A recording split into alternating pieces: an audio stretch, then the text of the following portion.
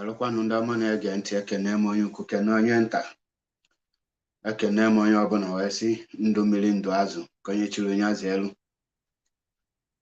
Ndị be anyị abịago m n'ụbọchị nke taata ka m prichi oziọma Chineke, oziọma nwere onwe, oziọma Biafra restoration. And dịka unu ma, ọrụ na tata bụ izi na-esonyere m onye na n'une n'ụbọchị nke tata bụ Maazị Achebe Paul, MAP, eziokwu bụ ndụ 1 in Biafra land. And ana m asị ka Chukwu okike abịa ma onye pụrụ ime ihe niile guide and protect every one of us wherever we are. Ise. Greetings Biafrans, greetings lovers of freedom. Ụbọchị nke tata unu n'anya for very long time abịaghị m live program. Ọ bụghị ihe kọsụrụ ya bụ 1, enwela m ohere this January na agbagodo m aka ekpe, but we must continue. Secondly, asị m ka m wetugodo anya anyị, ka m nọrọ anyị, ka m calculate ma check all the activities, ihe niile mme na the year 2022. Bido oge kidnap Maazị Nnamdi Kanu from 2021 to 2022 till this year, ka wee nwee ike wee malụ the things ebe anyị nọ na ebe anyị galugolu, and ihe anyị ga-eme, and ihe ebe anyị nọ wee rie mperi na ebe anyị nọ wee na-emetie. Maka na onwere ya ga-asị gị na ya zuru oke n'ihe niile, mana ife ọbụla nwoke ọbụla ihe eji malụ nwoke bụ imechi ihe ịnọrọ anụ, ịkalkuleti ihe ahụ ime, ịmalụ ka ị nọ mma ka nwere ebe ị nọ wee mejie, wee nọrọzie anụ wee kalkuleti che ihe niile ma gbakọọ ihe niile ma wepụ, wee fụ that na IPOB nọ intact and IPOB leadership nọ mma, and Eastern Security Network nọ ọfụma, and we are still in the right direction and in the right track. So although only a lot of things that has happened, but nevertheless, without a mistake, there will be no corrections. So we learn from our past event. No event, no history. Before Ngabaniru, let me greet the leader of indigenous people of Biafra in the person of Maazị Nnamdi Kanu. Onye nke m na-akpọ ikuku a na-afụ anya, the breeze that you can see. Mwesi Maazị Nnamdi Kanu isi afụrụ wee kwaba okpu, ofu mba je na-eme offload. Ekene m gị n'ụbọchị nke tata wee sị gị mgbede ọma, ehihie ọma, ụtụtụ ọma, ebe ọbụla ị nọ. Asị m na ọ ga-adịrịrị gị na mma. Ị ga-adị ka echi, maka na echi ada agụ agụ. Onye ọbụla ncheelu ga-aja echiche, onye ahụ ga-ewere ala zelu mmiri. Onye ọbụla nke kpalụ gị nkata ọjọọ, nkata ahụ ga-ekpudie. Onye ọbụla nke gulugo unu n'ọnwụ, onye ahụ ga-adana n'onu ahụ. Anyị nwere mkpochi. Wee na-ekenekwa the leadership of IPOB led by Maazị Chike Doziem, who is currently in charge of IPOB affair and IPOB movement and everything about IPOB, because in the absence of Maazị Nnamdi Kanu, automatically the power, the mantle of leadership will be bestowed on Maazị Chike Doziem until Maazị Nnamdi Kanu say otherwise. Then, I'm malozia monwele any changes. Mana in as far as Maazị Nnamdi Kanu no n'ime DSS dungeon, Maazị Chike Doziem is the person in charge. And if you don't like it, you can do me a favor by kissing an electric pole or a naked wire, because I owe you no apology. That is how the structure work. And I say, may Chukwu okike abịa ma guide and protect every member of DOS. And I also greet every IPOB principal officers,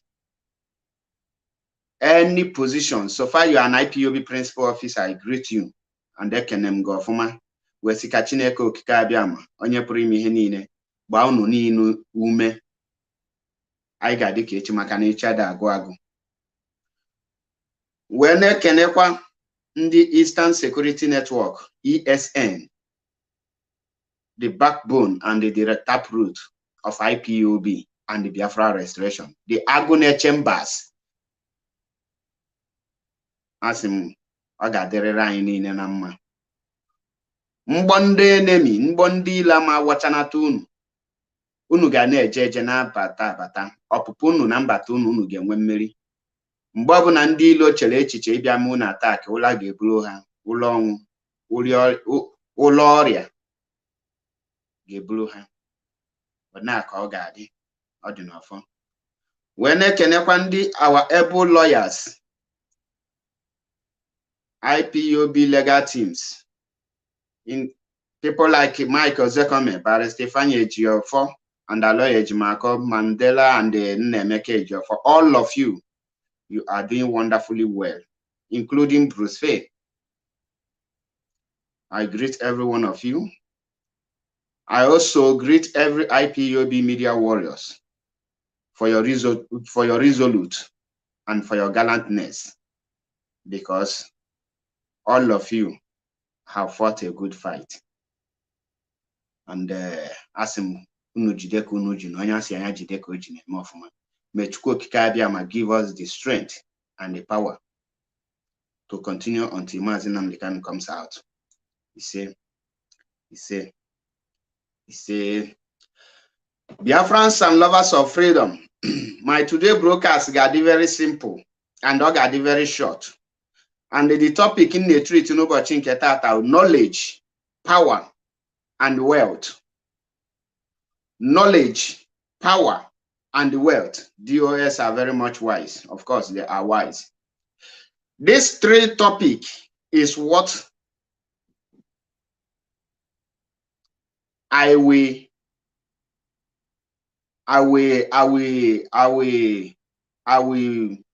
base on today. And all the very, very important. In this life, in the whole world, ihe na control the world. Number one thing is knowledge, and knowledge goes with wisdom. After knowledge, the second thing is power. Then comes wealth. Why is the Igbo people, why are we lacking behind in everything that has to do with other people? Karagod, greetings from here. Why is Igbo people always lacking behind? Why the Igbo people always marginalized? Why is Igbo people being sidelined? Why is Igbo people always carrying last when it comes to a competition or a fight between the tribe called Igbo and the other part of the world, in that Nigeria? When you check and you calculate, that is the reason why I said this topic is what I will look into, which is knowledge, power, and wealth. If you can be able to have these three things, you can control the entire world. You will rule your world. But only if I get a banya no bachin kedun kendi Igbo na laki. When you come in na Igbo, na the whole tribe no na that zoo called Nigeria today. The tribe called Igbo is the richest tribe in Nigeria. But the richest man in Africa is not an Igbo. The richest man in Nigeria is not an Igbo man. But an Igbo man is the richest tribe. Ask yourself, these things now, this topic, like I said, my topic today is knowledge, power, and wealth. Now, how can you acquire power? With honorable knowledge, with your knowledge, you can achieve power. And the ijilu wealth give knowledge, power. You cannot control the power because you don't have what it takes to control the power. Ndị Igbo lack knowledge. Ndị Igbo enwelo knowledge, and that is the reason they cannot get power, because it takes someone that has wisdom and knowledge to acquire power, and you can make use of that power. It takes someone with wisdom and knowledge to clinch that power. And the Fulanis and other tribes, Aina Hana Bamba, the Fulanis were knowledge. And that was the reason they was able to grab power. Obu Nimelo knowledge, which is the wisdom, you cannot have power because Keki Jeju Egu Chedinia. Keki Jeju enwete the how to dribble and maneuver. Now, many of you guys see Ndi Igbo nwe knowledge, Ndi Igbo nwe wisdom. There is difference between wisdom and knowledge, and there is difference between gift and the wisdom. You can be talented, but that does not mean that you have the knowledge or wisdom. You can be gifted with anything. Mana kaibia check yenya. Kangwas inkowalugi of man. Okay, for these three things is very important. These three things are the things na control the world. Obu ni choy control the world. He need in your life to control or be a very big masquerade before any word is to have knowledge, power, and wealth. But the wealth now, wealth is akonoba, power bikikere, ikikere, knowledge, wisdom.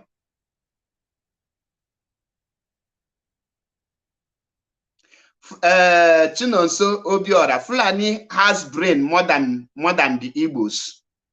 Over that is they get brain. When you talk of brain, wisdom, and knowledge, Fulani were here times 10. Kariagi, there is no point of argument.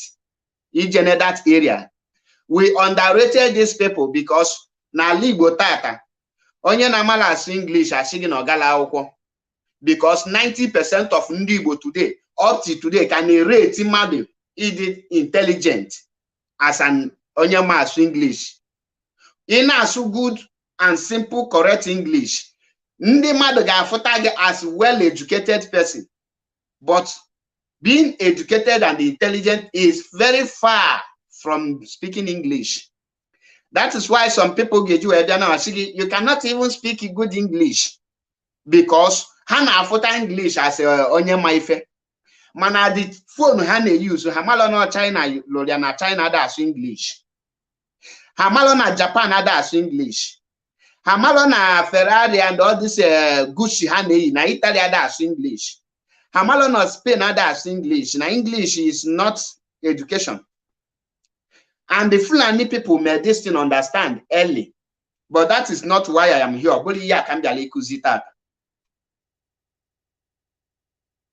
Now, Indian at this Nigeria now, here we have 3 ethnic tribes.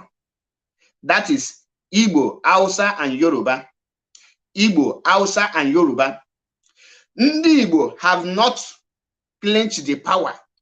Ndi Igbo nwetebelo the power. The reason pata na Ndi Igbo nwetebelo power bụ na ha enwelo the wisdom to achieve power. In the wisdom, you will be able to play the game of the masters, and you will win your opponent. Now, Igbos were divided in different states, and with the intelligence and the wisdom of Fulanis, they were able to make sure that no only Igbo no Ikwere and half only Igbo no na Imo State as 1 year as ofu. The same thing, only Igbo no na Anambra anala afuto onye Igbo nno na Anioma as 1 year. Maka gini, we Fulani ejirugo brain we mee here na for divide and rule.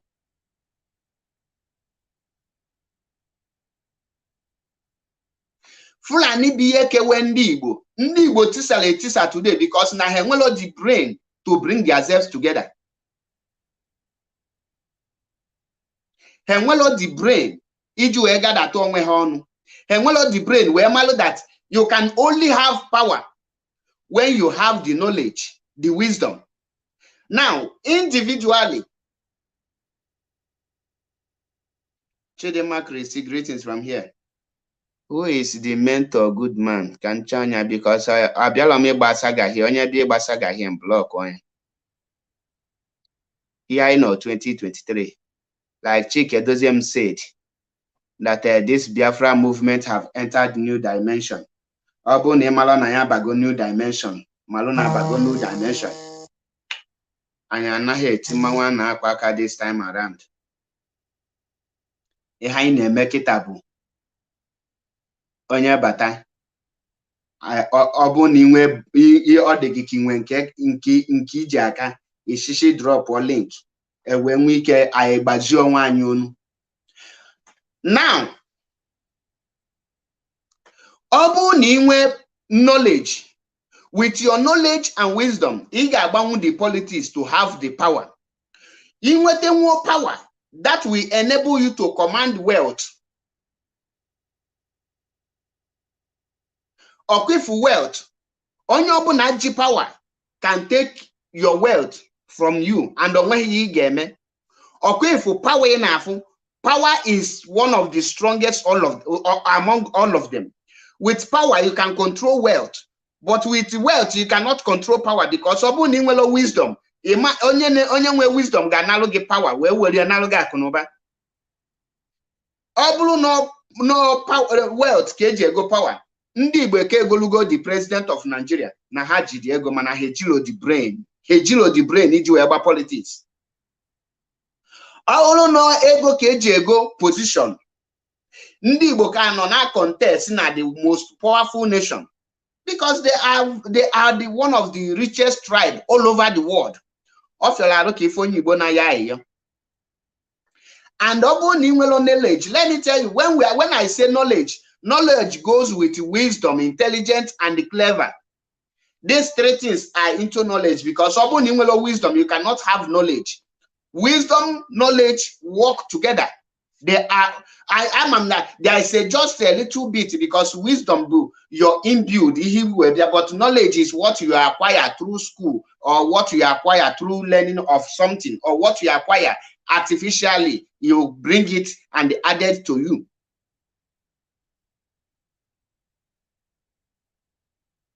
Keife kpata ndị Igbo ji ata afụ n'ụbọchị nke tata. Ndị Igbo lack a power, lack the knowledge. If since they create in Nigeria, the Fulanis have been conquering and the ruling us because they have the power. The Fulani understand the meaning of having knowledge and the clenching power. That is why Mbenyeli Aguiyi see the power. Fulani was able to kill him and nothing happened. Mbenye good luck, Jonathan, the power. Onwelo the knowledge. Fulani take the power from him because only when knowledge and wisdom will definitely take your power out. Wisdom and knowledge. Nandi bonatafu today, bonandi benwelo knowledge and wisdom. Obulonye jeba boy or shigino with knowledge. Obulonye go ye that tagida for galo gabu go shigino with knowledge. No. When you check Russia today, Russia understand what knowledge is all about. They invested and they planned for today by building different type of missiles. That is knowledge. They use knowledge and they have the power. Now, opening when knowledge and power, you will command wealth. Ndị Igbo today is suffering. N'anya n'ala Igbo, bata n'ala Igbo. Maazị Nnamdi Kanu knowledge, man on the power. And he check here with the knowledge of Maazị Nnamdi Kanu, he was able to command and control the whole old eastern region. Man, where governors none are power there, but those governors cannot command or control in their own with their own power. But Maazị Nnamdi Kanu, who don't have the power, but he has knowledge, is now controlling the Southeast, Ihoja control your brain, Obolo, the knowledge and the wisdom, Koji. I follow Soludo Nakpo for his release. Yes, on Nakpo for his. Now, Soludo is beginning to try to drop power and use wisdom. Obulu na Lugu can the kind of insecurity. And because of social thing. Ndugu ama kwekete ka ha gbushishibo onwe ha. Ihe ndugu ga-emebu heme gini henwe ya na-akpọ round table meeting. Ha nweche round table meeting, ha nọkọ ọnụ, he take a decision, ha kpalo plan alụ di ndị ọzọ jikọ onwe ha ọnụ. Nyanwa kpatụnụ ju efu ndị na-akpụ isi nani, ha ju enwe meeting gwa gị na ihe ha chọbụ Muslim ticket na ha chọlọ any Christianity, ha jikọrọ ọnụ. Ihe kpatara eju ejikọ ọnụ bụ knowledge and wisdom. Ọ bụrụ na ị nwere knowledge and wisdom, unu ga-etisa ka ndị Igbo. Unu ga na-agba onye ọbụla na-agba ka o si dịrị ya. Ihe ndị Igbo ju ya na-agagharị na-akpagharị, o nwere onye ma nke ọ na-akọ n'ụbọchị nke tata maka there is no wisdom. All wisdom ka ị ga-eji wee biri ebe ọ bụla ifu wisdom na-adịlọ. Enwere ife mekete ka ha dị in unity. Enwere ife mekete ka ha bịa in one. Enweghị ihe mmekete ka ha decide ya na-eme ihe n'ofu voice. Because for you to organize and move forward, ị ga-enwelili that wisdom. Ị ga-enwelili that power. Ị ga-enwelili ya. Well, to bugodu the last thing. Even in Nigeria today, Yoruba is very intelligent, more wisdom. That is why Ndi Yoruba produce go president. Chief Olusegun Obasanjo is a president of Nigeria. Ochigo Nigeria as head of state. Chikwa Nigeria as a military. I mean as under the democracy, because onwe the brain.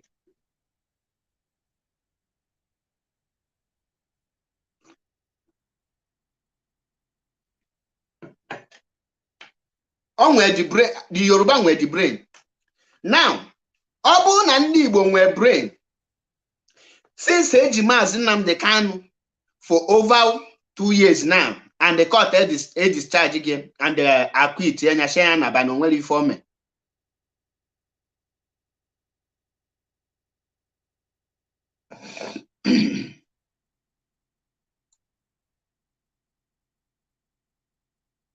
You know this platform here, you ma block ya.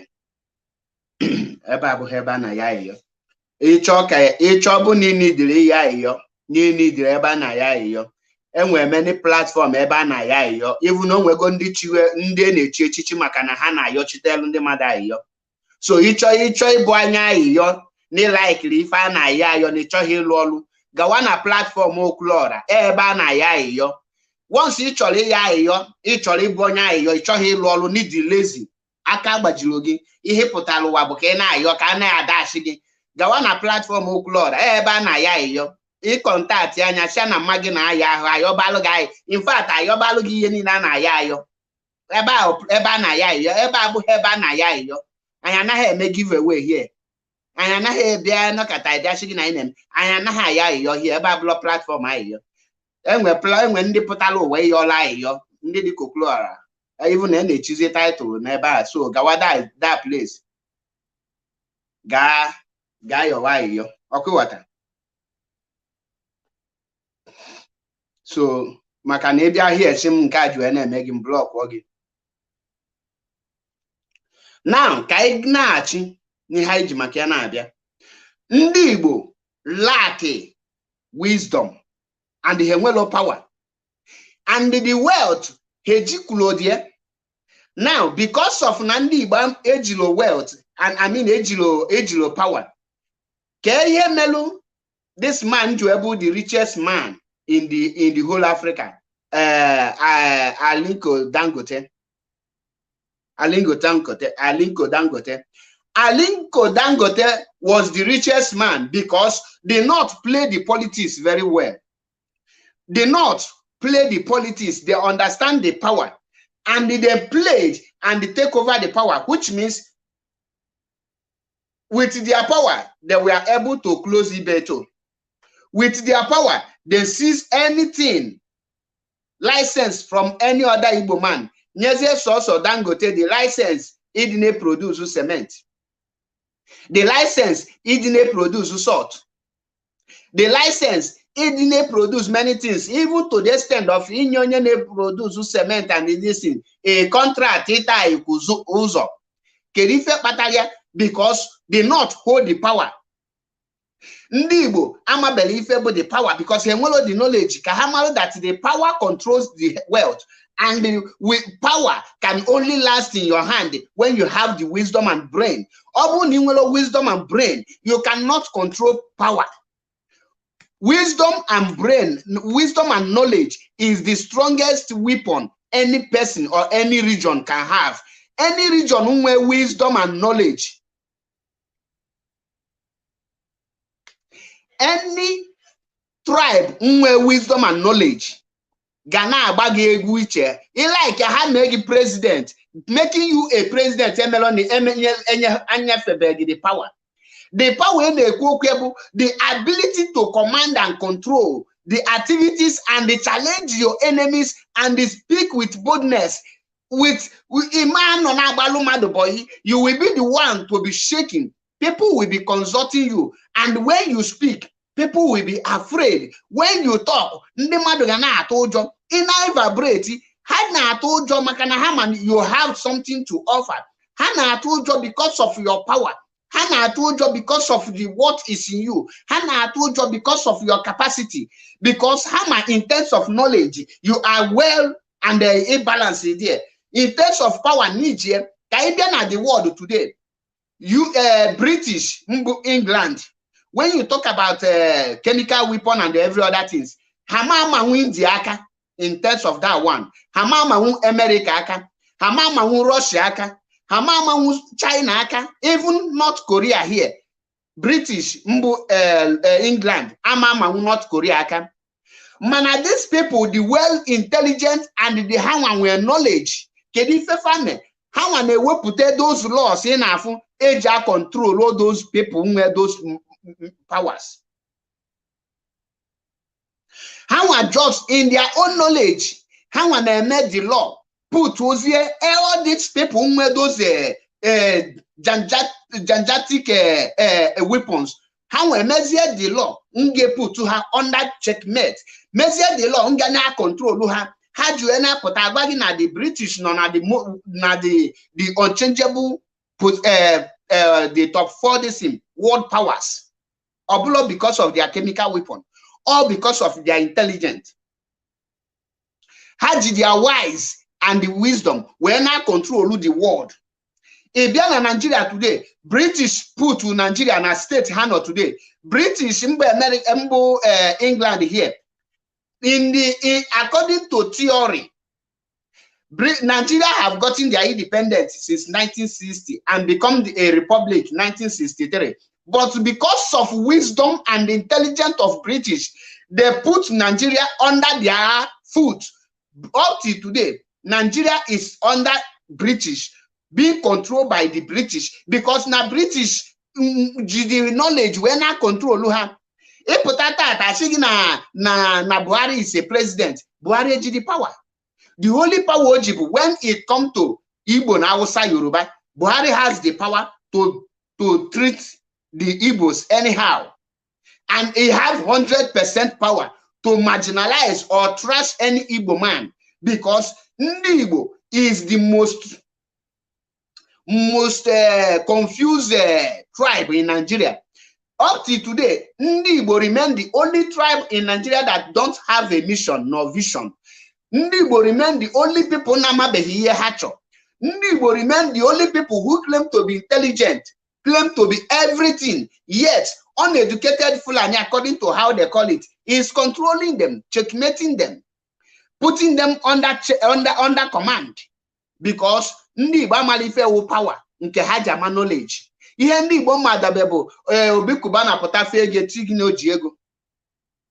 Ai if onye akpa na ego tu ekele onye aji nkirike ego nkirika ego ahụ onye ahụ ji bụ just a peanut to ego ndị Fulani ji. All with wisdom and knowledge ka Imo State nji nwe oyi, mana ndị Imo anaghị anata ihe dị elisa salary for ndị nwere oyi because ha nwere the knowledge, ha jiro the power, ha mara ya bụ wealth. For that wealth to come, ị ga-enwe this knowledge because knowledge and power work together. Once mmadụ nweta knowledge, nwee power, onye ahụ ga stripe gị all your wealth. Man, inwe wealth without power, you cannot stripe the person anything. The person ga-eji power wee mee gị ihe niile ọ chọrọ ime gị. Mgbe m na-ekwu power meaniri ọmụ ịnakọta efu nwanne ofu onye ji ebuli ego pụta n'ala eze si n'ego ka o ji n'aja. That is not power. Yeah, ha bụlọ power. Recently, we heard that the first class monarch of Cross River, I think, the Obong of Calabar, have been dethroned by the Supreme Court. Do you know why? Because there is no knowledge there. Can they dethrone here? These are the activities of Fulanis. Fulani have installed the Emir of Calabar, and that Emir of Calabar have taken over because the Calabars are busy fighting Ndibo, trying to fight that they are not Biafra, trying to disassociate themselves from their brother. Hemwelo the wisdom. When you don't have the wisdom, you will not choose you will choose the wrong fight. Why the enemies will penetrate you? Till today, if any Igbo standing here for Nigeria, if you only Igbo tata, it's in our sin. I will love somebody that open those street talk with the question and the answer na Igbo. If nwa Igbo ezigbo dimkpa nke jele ezigbo akwụkwọ join ya. What do you want? Igbo presidency or Biafra? Oge choose Hanabo because all the confused. Oga Shigi, ndị Igbo have suffered for many years. Let's vote Peter Obi. If we get there, we can be fighting for Biafra. Ogo Shigi normally yocho.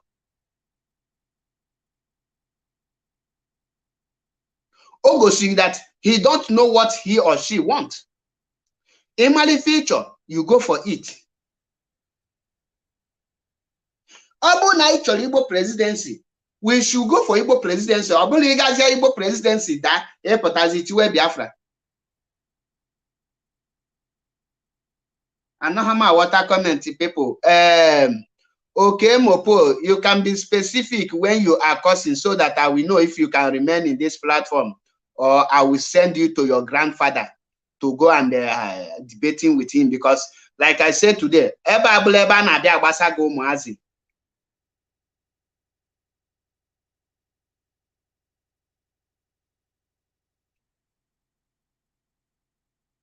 okay, what? Abịala m here gbasaga, so be specific. Onye na-agwa afa ka mmala ebe m ga-etinye gị, because all the comment with this app amahụ m na reply mmadụ, or you are commenting on your own, because all the whole comment na-abịa just kpa afa ka mmala ebe m ga-position gị. Anyị abịala here bịa kọba aka ashịrị, ọ bịa nyewe gị 49 days countdown.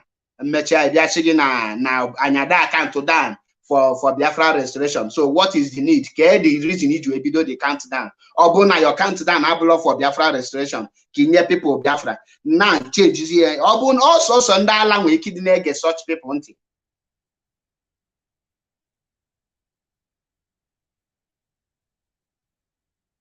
Also sonyala. Ina katana shigi from 90, 150 days, start to the count Biafra, you will sleep in Nigeria and wake up in Biafra. I will give you Biafra. Then the video count to Balogan, count to give it. In Oluneti, Biafra has come. You are 41 for 130, put 30 for the 130 to enter Biafra, to restore Biafra. Or for the 100, put 30 I count to give the Logia. Or for those here 49 or 53, a potashi that you Nikulo, no, whatever Biafra. Now after the 150 days, Biafra then he could have the reason you do count down for the first place. Yeah, obu nu mu ala ga-ajụ that ese. Ka ma but ha ma ajụ na ese. Ima ajụ ese because n'ụbụrụ ga nọ ya. Ihe a bụ the reason nju wee sị gị that na ndị Igbo ndị Igbo adịla wise.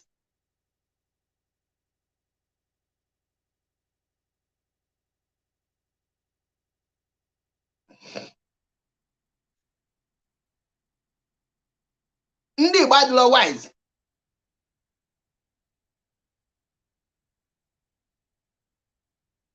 Because all now the wise, ha ka jụ onwe ha ka iji akaụntụ dị down. In account to the down after the counting down, then it bido's here for Biafra struggle. It bido Biafra struggle. Can account here? It can't give you all goes here.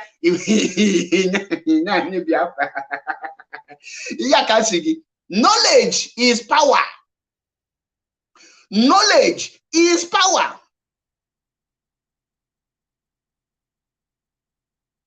When knowledge, you will have the power. Because when the knowledge, it will enable you to reason and calculate. It will enable you to every given time. The kind of actions when you are dealing with your enemies.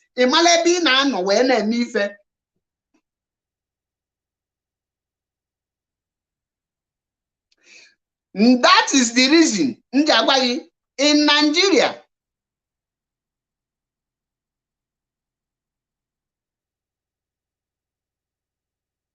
In Nigeria today,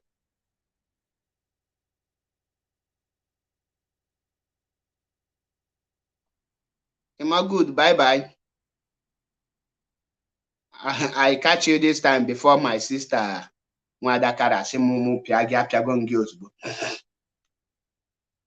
Now, knowledge is power.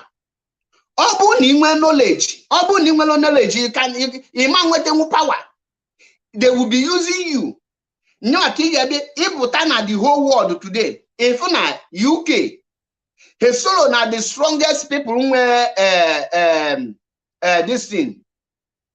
Hesolo na the strongest people who culture the missiles and all those things. Manahaso na the most dangerous country I told you. Even America, I'ma behave anyhow. Never British, you know. How behave anyhow? With the knowledge and the wisdom of British,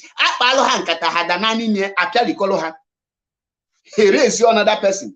That is the reason. Because of knowledge, today, the president of Nigeria today is Katrina Liang, also known as Catherine Latrine Lang or whatever. Because how man Africa enwelo knowledge. Africa lack knowledge. Africa lack wisdom. Africa lack intelligence. What Africa has is a gift.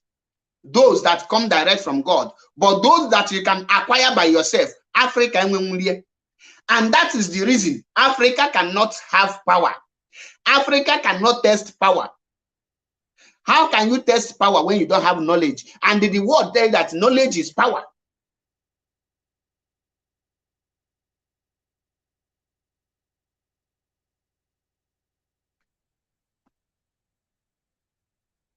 Knowledge is power. How can you test power without knowledge? And you see the people who wear the power, who wear the knowledge, they are controlling power. And they are controlling wealth. In now, in where international airport, you see now France, if any kita kedi gada, either you land no bodonda his na hengwelo knowledge, or you dana kendo feman, in well airport, every get from Germany, dana ban, or no ya, in where seaport, in wello seaport. Since in wello seaport, ke ye patan in when because in wello the knowledge. Because in well the deal intelligent, because in well the power. Mananda his na ha amalife where seaport, where dry seaport, where international airport, where everything and when yanabo artificial irrigation, which means whether dry or rainy season, the north na only rindi. How and where if any even Alibo 90% of ndị Igbo anọ na nkịta jụọ ha gịnị bụ irrigation. Many of them amaghị ihe bụ irrigation. Even if don't have the irrigation, see again can apply here. I can make more because some are here and they na not. That irrigation be yellow momo Gaddafi aka, may your soul rest in peace. Ojuebi Udo Libya turn wire from desert to where it is today.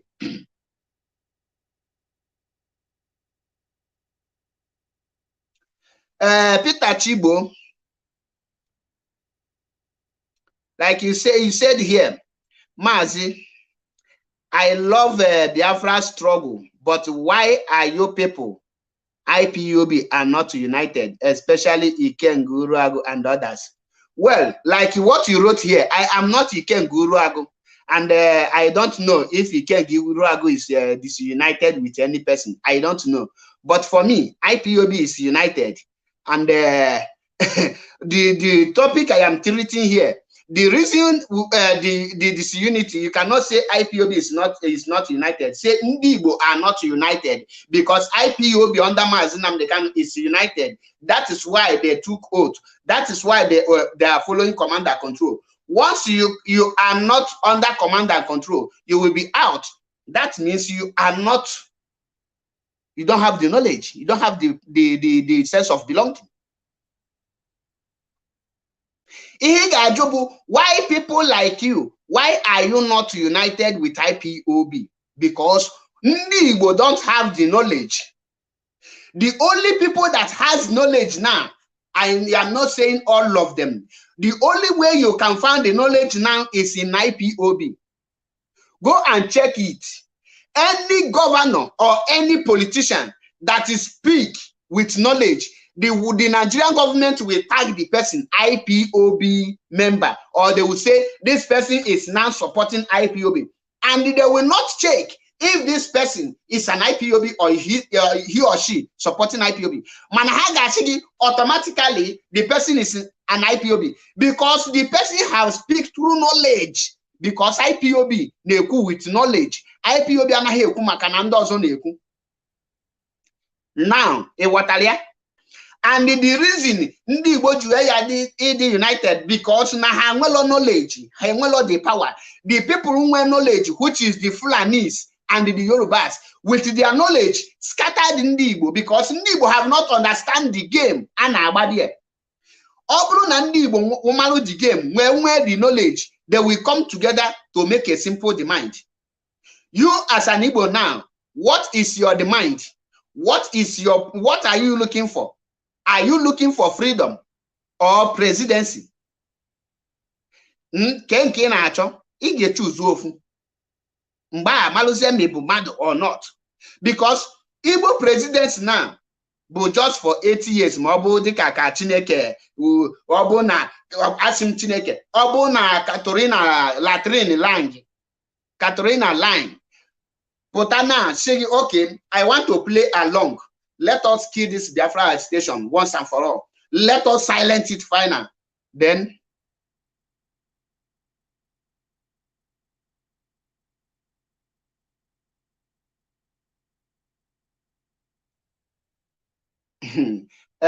Peter Chibo, I will love if you can click the link and come and discuss this your stupid question. The question is, who is the idiot you are talking? And what is the purpose of declaring the sit at home? The reason Ojuetinye the sit at home? Can you answer me? So if you can tell me the reason Ojuetinye the sit at home and the result of the sit at home and on which person's name Ojuetinye the sit at home and who make him the leader, then I can be able to address you. I need an answer. Mazi Nnamdi Kanu is the leader of IPOB and he has a structure which is the DOS. And the DOS, the leader of a DOS is Mazi Chike Doziem. And the IPOB, any the IPOB want to do anything, they have a publicity secretary, which is a more powerful. So tell me who give him the authority. Now, that is why people like you are the reason I say Igbos don't have sense. and they are the category that don't have that sense. Sorry to use this word. I am not abusing you, so don't see this as an abuse. But I am telling you the truth, that people like you lack wisdom and the brain. People like you are not thinking from this their head. They are thinking from their anus. Because who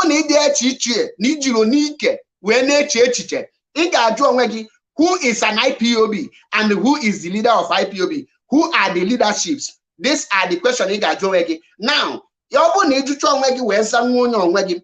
Back you get you wear choose your wedding.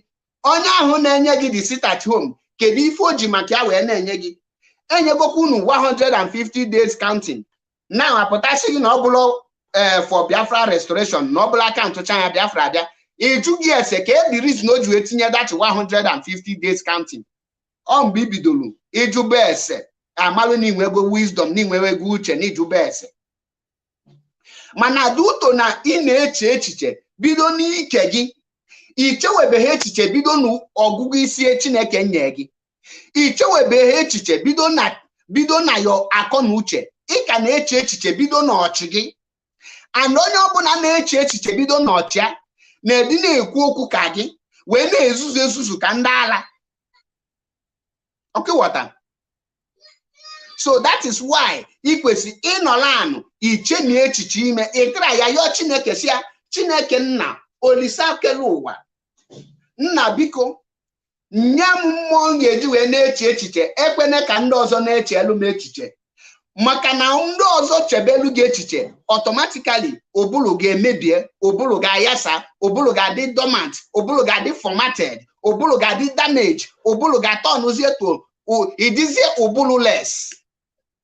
That is why ga-eji na-ayọ Chineke, don't allow people to reason for me, allow me to reason.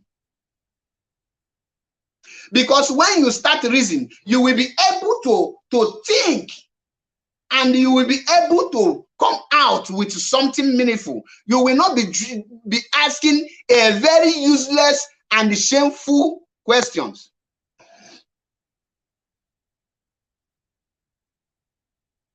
Okay, what?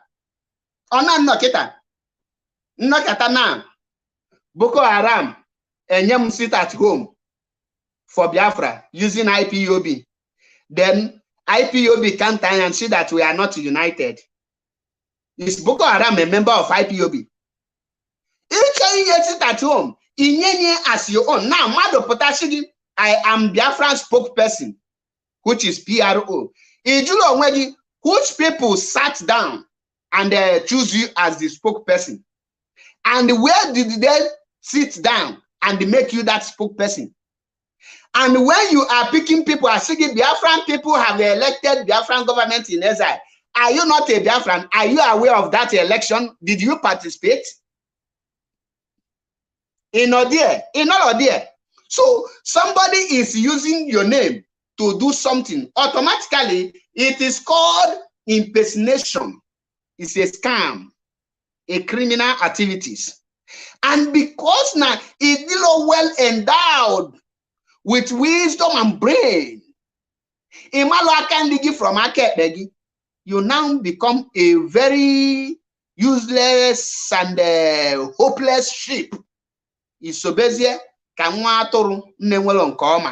Because it's only an atros can be proud of autopilot.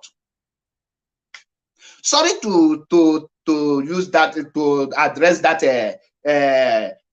criminal gangs, because I have decided that I don't have nothing to do with them. We have buried them. That one is and I have forgotten about them. I have moved on with Biafra restoration, because the enemies, after I sat down for over a week to calculate the activities that is going on and the plans of the enemies, what I found out is that this inconsequential imbecile wanted all of us to stop preaching about Biafra restoration. Rather, we will start preaching about them. In other words, if we start preaching about them, we will forget and lose the knowledge about Biafra restoration. And it is called distractions. When they distract you, you will now leave what you're supposed to be planning. The time you're supposed to be be mapping out your plan, be arranging your plan, calculating the enemies, and making other things. Victor Marcos, you are here by block. We are not here for bingos. We are here for intelligent and those who are willing to learn from our knowledge, because we are well endowed with knowledge and wisdom. That is why we are called IPOB. And whenever we speak, we go a long way.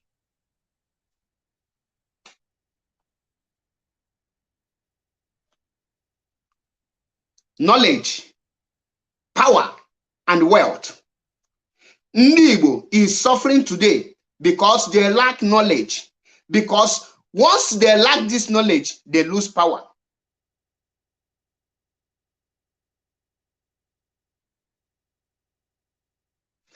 Ndị Igbo, the problem of Ndị Igbo today lies in the hands of Ndị Igbo. Ndị Igbo cannot move forward. Now, if you check the current situation of our Igbo today, you know that if Ndị Igbo has the wisdom, what Ndị Igbo should have done is to come together on a round table and make a one decision on what they want, and all the leadership will pursue and chase what they want for the betterment of every Igbo child. But they are not doing that. And the youth of Igbos have chosen not to rise up. The youth of Igbos today, they worship. That is why when I see people like a JPAC worshiping all these evil native doctors, I will say because he is getting peanut. If he is not getting money, that is why I say, may Chukwu Okike Abiama bless Mmiri Kalao for his wonderful work he is doing. He is doing a great job, and his preaching is going a long way. Not other useless DBS. Golokite, tilokite, gawadi, tilokite, gawebeni, imali for lunye. Now, Icheke knowledge and power. Even in Nigeria today, the Yorubas has the knowledge. That was the reason I wanted more power. And that was the reason, even in Yoruba land today, Lagos Seaport is one of the largest seaports and one of the most busiest seaports in West Africa. Lagos Seaport, they has it. They have a international airport, which is also another most busiest airport in the whole West Africa. Yorubas have produced and built Yoruba nation in a way that even if you divide Nigeria today, Yorubas can never lack, because they were able to use their knowledge and power to attract international development. There is no country, part of this world, that has a connection with Nigeria that don't have a branch in Yoruba land. If your embassy is not in Yoruba land, you must have something in Yoruba land. There must be a federal government project in Yoruba land. Look at the Amatokun. Amatokun is being sponsored, and everything about Amatokun are being sponsored by the federal money and the state money, the Nigerian money. The money me and you, the tax we are paying, is being used to buy the ammunitions. And do you know today, with the Amatokun, you can now equip as many weapons, as many ammunition you want to keep with the name Amatokun, because that is a well-recognized vigilante group for Yoruba people, not for Nigeria, and is being approved by the state government, who is serving under the Federal Republic of the Zoo called Nigeria. And that have given them the open right to acquire and license any kind of ammunition they want with the name Amatokun, because the government back it up. That is wisdom. They have gotten the power to protect their land And when they are building these things, it is called using and the discharging of your wisdom and power.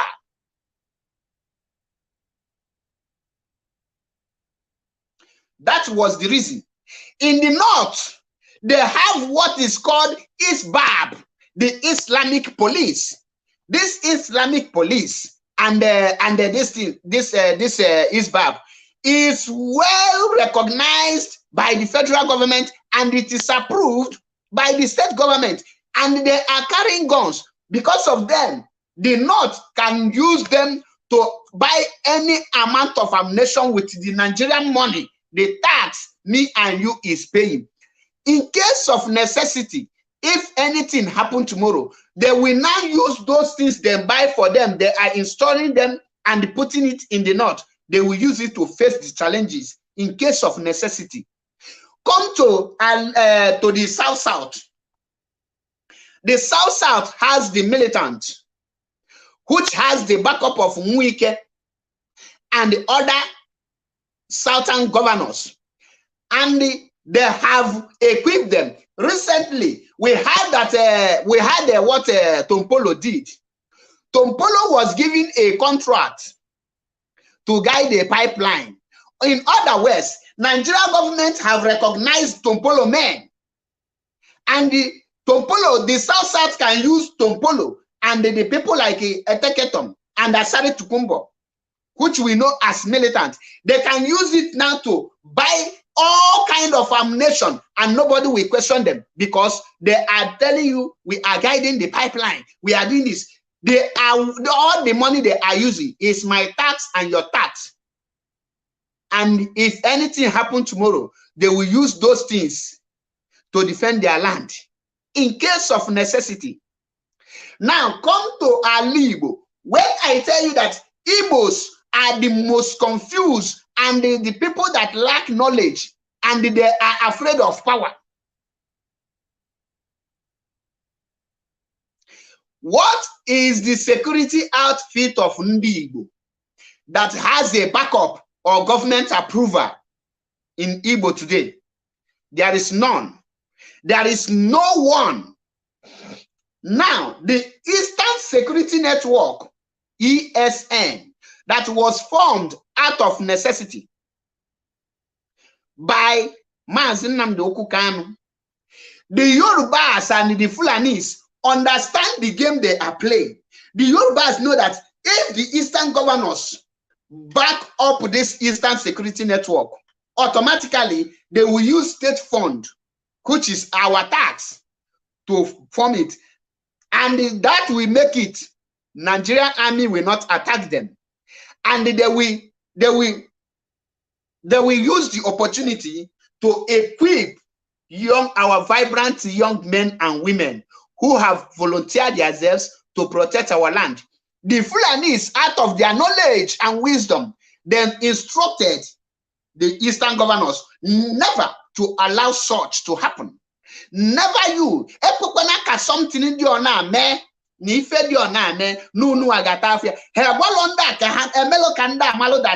This Eastern Security Network is an opportunity for Eastern people to have their own security, and they arm themselves and they have something to defend their land in case of necessity. They now use their brain, their knowledge, and their power. Destabilize that. Today, what did the devil man formed? Ebubagu. What are the activities of Ebubagu? Killing the Biafrans and the Igbos. We saw what happened to Ikenga Imo, Ugochinyere. The Ebubagu that was formed to protect lives and property, Hope Uzodimma, used them to destroy billions of properties of Ugochinyere, Ikenga Imo. And any person who rise up to say anything,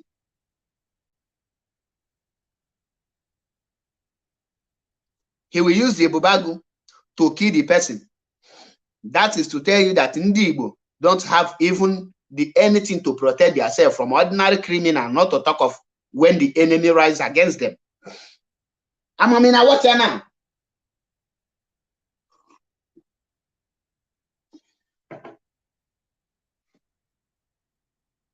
Now, do you see that automatically Igbos lack the knowledge and they cannot smell power? For you to have the knowledge, if you have knowledge, automatically you will grab the power. You don't beg for power, you grab it, you take power. And when you take power, it requires extraordinary knowledge to maintain the power. That is why Jonathan was unable to retain his own power. Power was given to Jonathan on a platter of gold, but because Jonathan lacked what is called knowledge and wisdom, you cannot handle power when you don't have the knowledge and the wisdom. And the power was taken away by those who have the knowledge and the wisdom. And Jonathan was dribbled.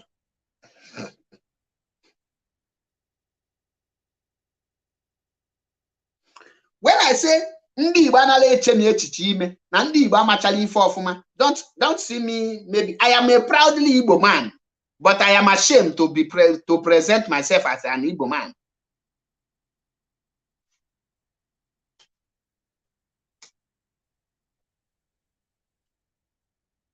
Now, Atiku Abubakar na-apụta for presidency. The Federal Republic of Zoo, Atiku Cholebu, the president. Iman Atiku nwe men, nne ya n'azụ. Fulani henchmen are well recognized terrorists, and they are well dangerous and well equipped with different kind of ammunition. And those equipment, many of you gonna ask, how do they get the money to have this equipment? If they phone a hand, well, if I know about his Bible, and the federal government and the state government is funding it, and they can buy any ammunition with these people's name and give it to their brothers and sisters who are called the Fulanis. If Atiku want to threaten any government today to grab that power, he will use Fulanis. Yes, because he's a Fulani man. If he want to make Nigeria on fire, he will use Fulanis because he have contributed immensely in equipping them. Now, Atiku has the backup of the Fulanis, and that Fulanis, he can use it to make sure that any government will not receive the heat from him. That is from the north. Come to the west, the Yorubas. Tinubu have the Amatokun, and he can equip them. He can buy anything with the name of Amatokun. And if he want to make you be, he want to turn you upside down, he will use his people from Yoruba to do it. Wike na-aba, come to the Wike today. Wike na-aba ihe niile ọ na-aba, ọ maka na enwe militant. Militant is behind Wike and other South region, and they are well equipped. Onwe ka ife jueda. Onwe ka ife jueda, enwere ga-apụta. Wike ga-enwe men ga-apụta. Now come to the Igbo. Ndị Igbo dị nzuzu. Igbo dị ezigbo nzuzu. When Igbo politicians, Igbo politicians are useless without me and you. So Igbo politicians are what they are today because we that are not the politicians are building them. As you get in, make your stand between Igbo presidency and your freedom. That means you are the support. So don't say I should say Igbo politicians. The Igbo politicians are more sensible than those that are voting them. And that is why you cannot say Igbo politicians, say Igbos, because Igbo politicians are even more wise than you. Because if this thing that is happening in Ali Igbo happen in any Western world, they will not just be waiting for politicians to rise. The citizens will rise up. Enough is enough. Since you people have failed us, we will take our destiny in our hands. Then the people will rise up. Now you are telling me, so I should be telling you Hope Uzodinma. When Hope Uzodinma enter here, how many times have Imo youth, women, men and women, and the girls and boys, children, all of them. Have you people come out to shut down Imo State for 1 week? A solution to what is happening in Imo State is you can solve it for ordinary 1 week. Only 1 week you will solve it. But you cannot pay this. You can't pay the price. You cannot do the sacrifice. And you want me to be carrying, Uzodimma is killing us. Uzodimma Chineke Bagaku. Uzodimma. Are you mad? Ibonyala. You have the power. That is the knowledge. Use your knowledge and grab the power from him. Shut down Imo State. I should only shut down Orlo. Shut down the entire Imo. And tell me, and make your mind very clear, Hope Uzodimma should step down. Tell Hope Uzodimma to step down. And when that thing is going on, believe you me, Hope Uzodimma will hire some hungry tout to come and counter your own match. Those people they will hire, bring them down. You are the majority. Take them out. If the more he hire, let it turn to revolution. Once it turns to revolution, at the end of the day, you will start living like London. You will start living like China. You will start living like USA. You will start living like Canada. No revolution, no peace for all of you. Some of you will say, "Ma, as he come back home, one in a manya no more for my Italo can no. Eba no kita, if any no okay. The other day, I'm accident. Insurance na law. I need to get there, follow the due process. If you selling your motor, you're going to get another motor. That is a country that has a system. You join with Nigeria here in insurance, in accident, and will end there for you. You are the person to stop the calamity that is befallen you. It's only one Nandi will be nyoto. It's only one Nandi will be nyoto. She Hope Uzodimma and the other useless governors in the East. That enough is enough. That Fulani ahunu na agbala odibo. Ndi Fulani ahunu na ejelozi na kulunufa. This is our land. This is my fatherland. You cannot treat me anyhow in my fatherland. Enough is enough. Or Hope Uzodimma kunu gabalo oso konyo agabalu no oso. Onyo agabalu no oso.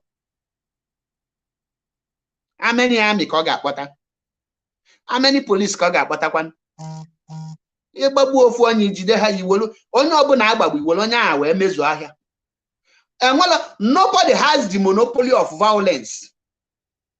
But the kingdom of God suffereth violence. Only the violence take it by force. Imo State, Imo youth anwụ abeho. Another man for Imo na ndị ma nwụwago because ọ bụ na ala Igbo na-enwe ọkụ na-enwe ndị na-anwụ n'ala Igbo because I am not sure there is a crisis in ala Igbo. Ọ bụ na unu make the sure na-enwe crisis, the youth need to rise up. Ọ bụ na ndị youth unu adago ngụlọ. The protests have lost us of the youth. Ma ndị nne, ma ndị nna, ma ụmụaka, ma ndị okenye, onye ọbụla ga-akwụnye ọtọ n'ilo. Enwere ife a na-asị gị, wee calculated a revolution. Ha yes ụmụ nwaanyị na-echi nri na-ebute unu dị ebe ọ bụ onye ọbụla asị nri ebute nri, enye ebe ọbụla afụ nri erie nri, mana ị ga-ekwechiri, forget gode gị na-achụ, ị ga-ekwechiri, nwanne kwechiri. You enweta answer. Ọ bụ na imelo sacrifice, ị dị enweta ife ịchọ. Ikwechiri onye nni obi ọsọba nwa dike, ada aza dike n'ọnụ nkịtị, ede etite dike na mkpu, ede emete dike na akpụ obi. Onye nni obi ikwechiri, i cross all your mind. Eme ikwechiri, ịnọsiri ike. At the end, inweta ya a na-akpọ legend, hero, living one for that matters.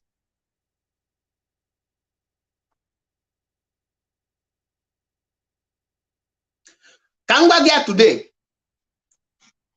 unu netipu maka Biafra agitation. The only prayer ndị Igbo kwesịrị ekpere ndị Igbo tata ga na-ekpe bụ ndị Yoruba emeketene choose their own freedom ka IPOB. I will bido, how we bido, put a fully, Keke Nigeria before Yoruba bido their own agitation. Berendi Igbo niile bụ shikewe Nigeria before Yoruba rise up. Because Nandi Yoruba make it rise up. And we onye Yoruba ga suffer their own rising up. Ndị ga suffer bụ ala Igbo. Ọkụnụ fule na-ebe mechie market, emechi ala Igbo. Ndị Igbo bi na-face the casualties. Emechie Lagos. Ndị Igbo ga-face the consequences, the casualty too. Ijugo onwe gị. Ijugo onwe gị. This crisis nọ n'ala Igbo, o bido n'ala Yoruba, ka ndị ga-asọfịa, ndị a ga-agba property ha ọkụ bụkwa ndị Igbo. Ndị ga-lose millions and millions bụkwa ndị Igbo.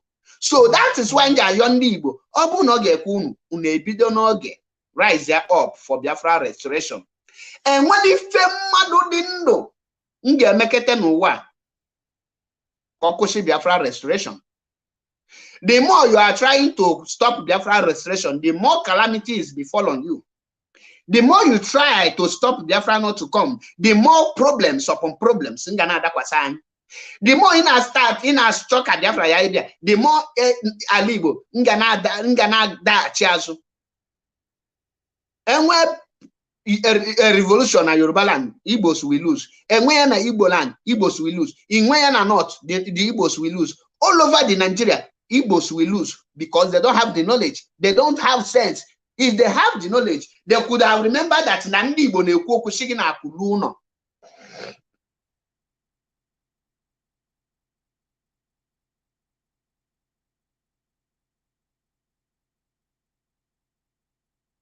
That is why you are saying that Yorubas are very intelligent and they have the knowledge. They are not like Igbos. The Yoruba are very smart. Let me tell you, in that Nigeria, in that contraption you are seeing, the most intelligent and the smart people are the North, the Fulani and the Hausa. The second class of intelligent and the smart people are the Yorubas. The third smart and intelligent people again, and the people that has knowledge are the Ishekiri and the Ijo.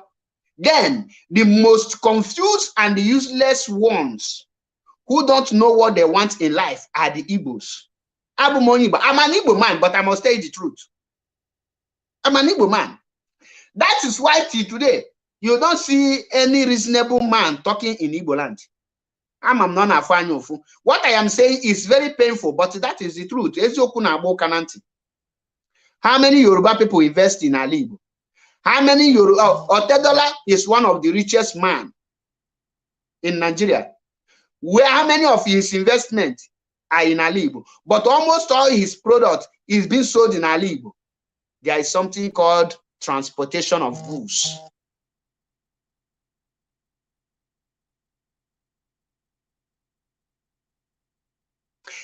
Today, Dangote is the richest man, not just in Nigeria, but in Africa.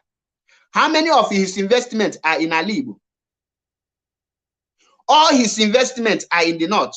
Otedela and the rest of Yoruba's investments are in the Yoruba land. Now, where are the investments of Ndibo? He's in the north and the Yoruba. And the Fulani will bring cow to your land. You will be shouting. Do you develop it and they bring the cow? You develop your fatherland and they bring cow to come and stay in your bush.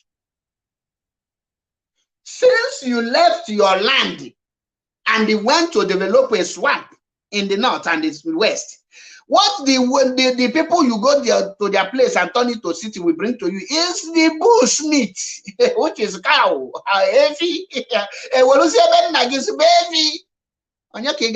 Who will you now call? Who will you run to? Onye julu onwe ya na amajikwa nna mmadụ ji ya n'anya. Ndị Igbo ji onwe fa n'anya. Knowledge, power, and wealth. No matter how wealthy you are, a riffraff with knowledge and make mistake, grab or power, he will stripe you every wealth he went. They will take your wealth away from you.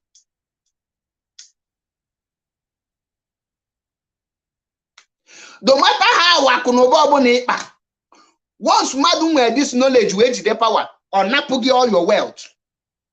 And that is the reason ndị Igbo ji ebezi anyam at this point. The reason Igbos are crying because the North and the West are now showing them how power and knowledge work. When you have the wealth, you fail to apply knowledge. You now invested outside your land, knowing fully well that the place you are investing is not your land. And after you invested outside, the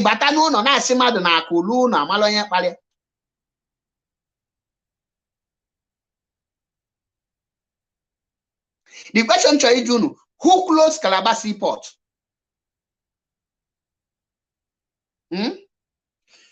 Do you think that Obulu Nandugu has the knowledge how to produce Ogbunigwe and the other AK-47 and the rest?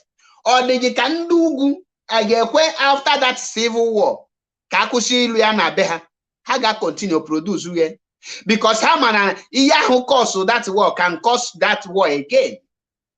Now logo tata Obu Nenwetelo and a solution to Yahoji Nogu. Nakayanu Yali Ogwahu Niru. And only G 1 year tata onwere ike chini na nwe etopụta ọbịa for revenge aka ya no job. O ihe anu aka ndị Igbo lack. Ndị Igbo lack the knowledge which is power. Ndị Igbo amalife bụ power.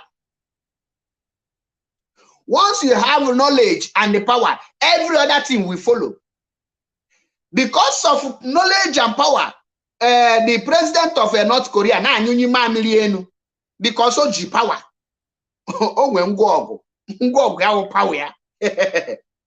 Because of knowledge and power, Trump and Galavanti Nebuga onye obuna bonyi Europe nyere sanction ojide gas onya pinyotu obele iwolu their currency they go igowezi na black market only leshibu get $1 before leshiwe get $10.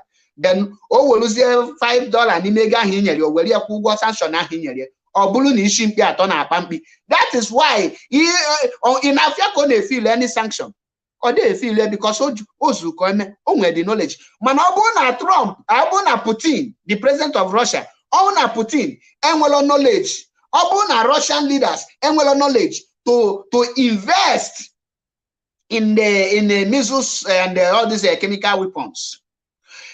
Ọ bụrụ na ha enwelo the knowledge to build and they have the power. Believe you me, the Western world geji maka Ukraine plus Russia, that's a pure Russia woto.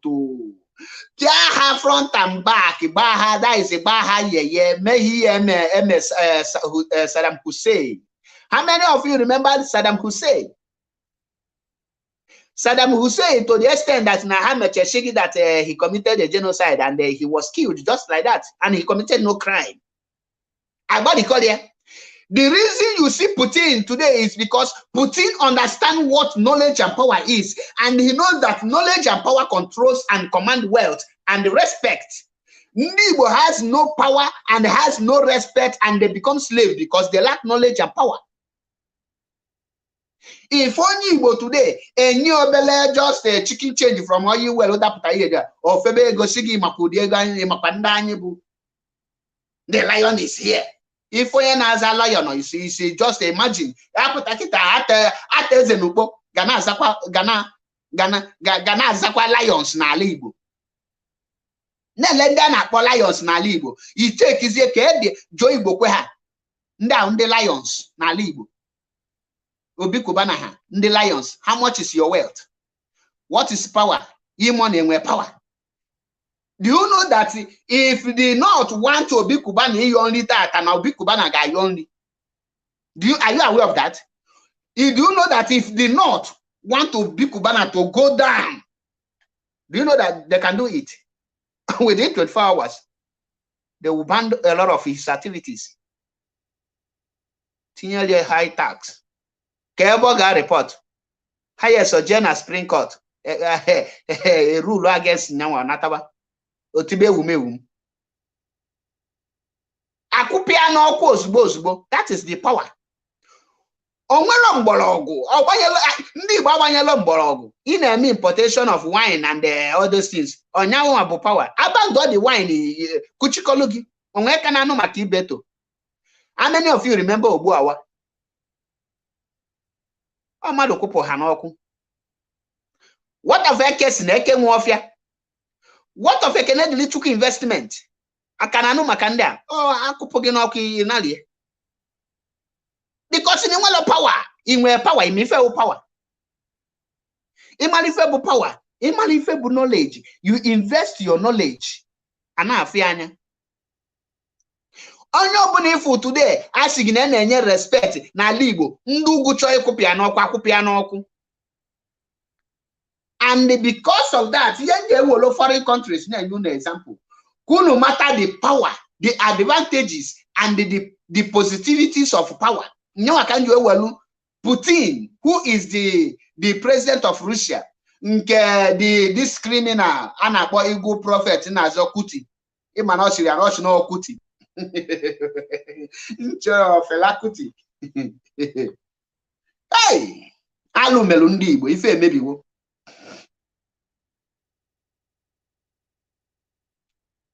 in Putin Anya today.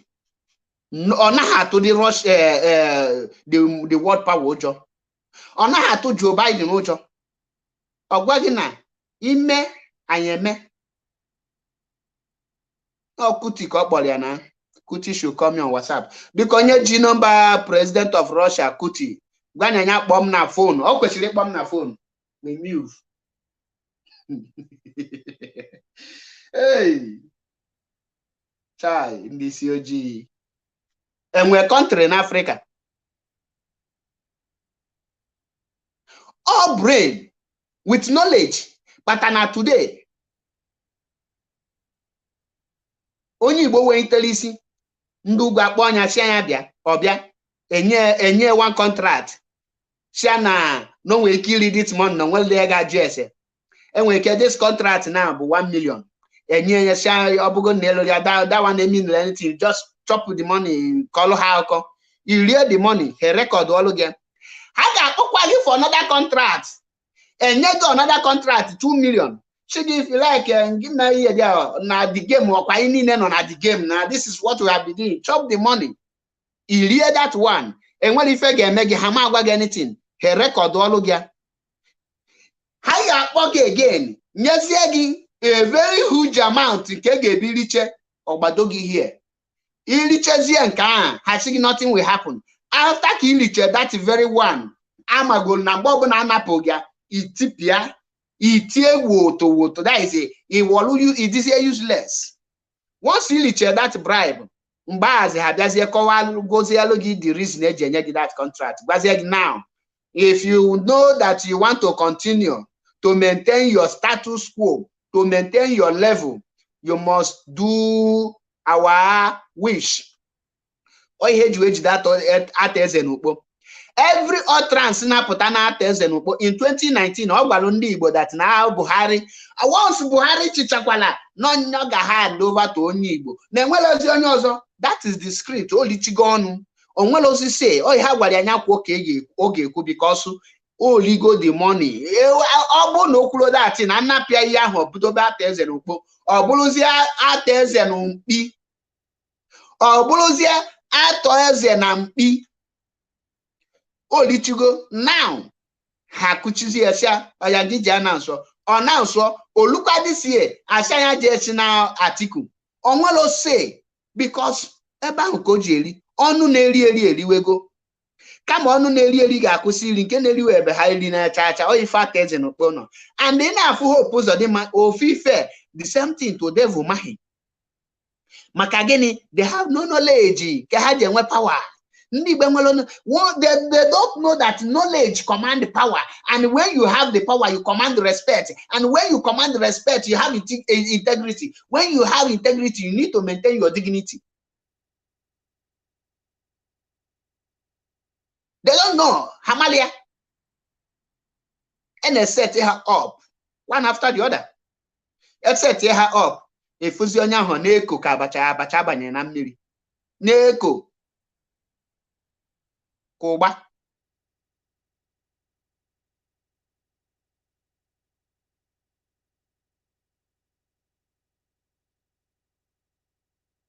Oh, the very hard.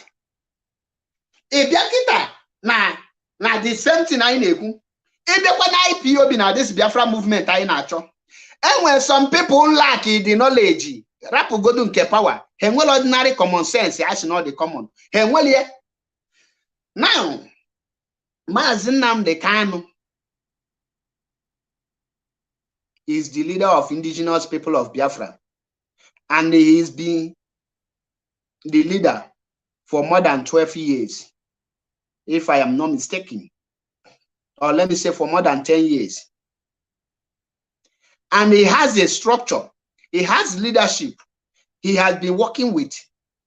And all of a sudden, Mazi Nnamdi Kanu was kidnapped.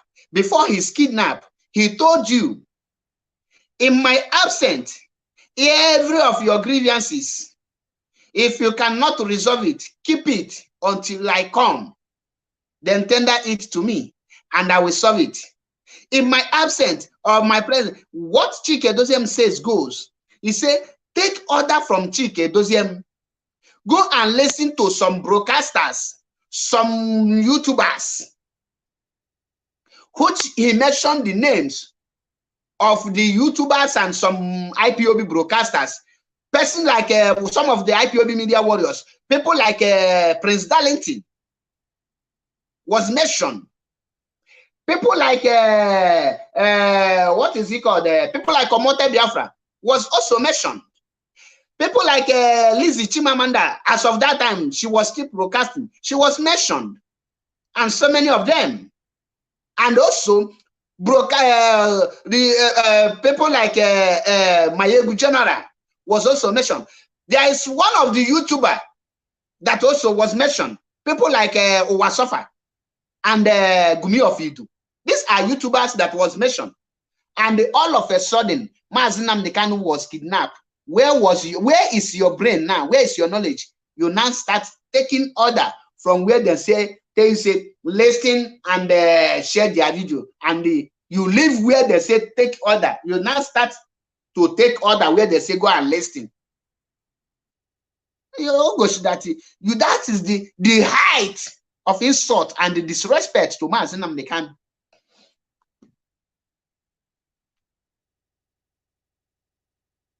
Today, somebody said, like the Peter Chibo asked, he said, why are you people not united? We are not united because you cannot mix oil with water. There is no way you can mix oil with water. Enwelo ki pokotole enwelo brain ki inye power ka power last, yeah. Now, he check here, ke onye bido this confusion. Your brain and a function, mother potashigi, Nelly sold Mazi Nnamdi Kanu. He quoted Onyelogi facts and evidence. Julius said, when did you discover that Nelly sold Mazi Nnamdi Kanu? And why did you start working with Nelly for the first place?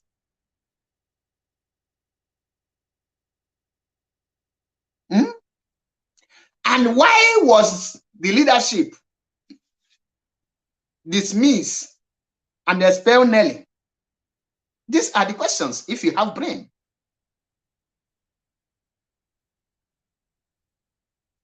Consider praise. You are hereby blocked.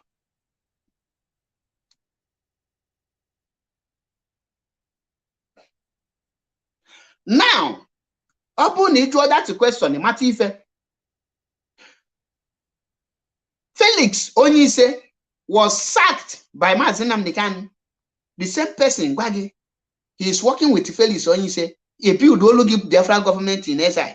Emalo Yabu, the leader, Emalo, who is the prime minister, you know nothing about the Biafra government in SI. Are you not foolish? In our address, does your leader recognize that useless thing? Now, they will look the name of the organization. Did Mazi Nnamdi Kanu need a spokesperson? Or did before Mazi Nnamdi Kanu was kidnapped, Mazi Nnamdi Kanu enwelu a spokesperson. The spokesperson and the publicity secretary of IPOB is only one person, and that person is just a more powerful, who is making press release for IPOB. Somebody apụta shigi, oh, ọbụlọzikwa Nelly le Mazi Nnamdi Kanu na ọ bụzi Prince Emmanuel Kanu and the Kanunta. Oh, another person. Before you know it, Oshigi no Chike Dosiem. Before you know it, Oshigi no Chinasa Nworu. Before you know it, Oshigi knows the whole member of DOS without any fathom figure.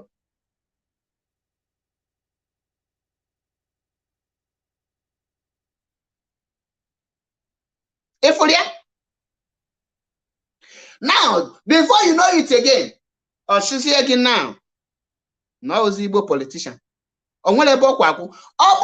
Sense. Do you have knowledge? You will ask question. Now, a new assignment, you know that I will give you Biafra in 150 days. Or you start counting. I go 10, go 20. I still give me the reason. That day, you know that day KJ declare Biafra. That day key and freedom. That day key and well already. Igugide go all the 100. Gugide go 107. Apotashigi. Oh, we are not counting to restore Biafra. Jukwane say, can you feel you na account to yewa? What are you? Why did you start counting? For what? In account for what? Why did you start counting? Can you hear the reason? Because on no login is other function. There is no brain. You are thinking from Ike. In the echiche, site n'Ike. Echiche bidonisi. Emanu na-ejilugo gị gbazu ahịa. Emanu na-ejilugo brain gị rezie fund. Onwe ka na even self na brain gị so na ndị eji back ukere n'enu bed with ikwu Nelly. Onwe ka na brain gị so na ndị nke ahụ.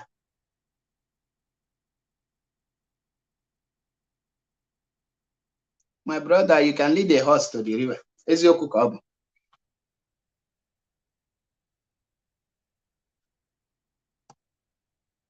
Ị naghị ajụ ese maka na enwelu onye nwe brain ga-ajụ ese. Biafrans and lovers of freedom. That is why up to today, enwelu any person ga-asị gị, this is the prime minister of Biafra government in exile. This is this and that. You cannot tell because Hasigi, oh, Chinasa Nworu. Chinasa Nworu is hiding. Show yourself.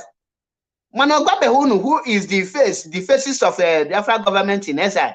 None of you ask to know who they are and their faces. It's all a sekemalo. Efolia.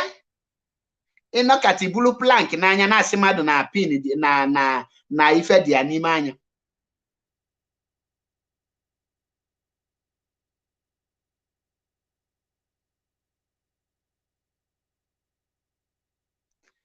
Mary nna anya ha ebe abụla ebe na-eme hookup. Ịchọ ime hookup, download app eji eme hookup. Enwe app ndị na kpọọ ndị ashawo na-eme hookup na Nigeria. Ha ga-direct gị ebe the app, ebe a platform for Biafra movement, for Biafra restoration. And as you can see, I am one of the most strongest IPOB media. I dey eme hookup here. Ebe a bụ ebe ga na-anụ data eziokwu ga na-ewe gị iwe. Emechezi ịnabata ọtọba gị ụtọ. And for that, you are here by block. Anahama ịchọ ime hookup ga ebe na-eme hookup ọkụwata ka dịsi nwa you are here by block anyị anaghị eme hookup here. Ịchọ ime hookup ka ngwụsịsịalụ gị mana everything na-eme. Ịchọ ime hookup gaa na enter Biafra channel 1 na-eme hookup there. Ọ ị gaa na Biafra Unite ebe na-eme hookup. Or ị gaa meet Sister Chiamaka nke bụ ọgbụla at least ọlagodo gị without condom ma atụnwu gị maka na Chineke piri okiri bi site n'afọ nne.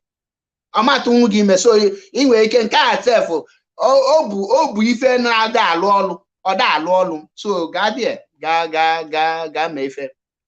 So There are some people who don't have the same thing, knowledge and power. Knowledge and wisdom in ezuzu.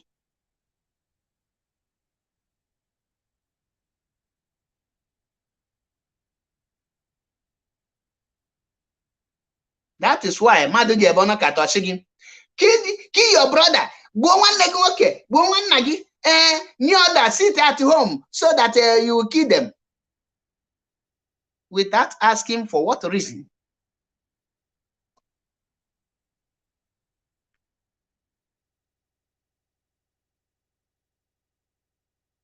Without asking, why will I be fighting my brother? Why will I a struggle?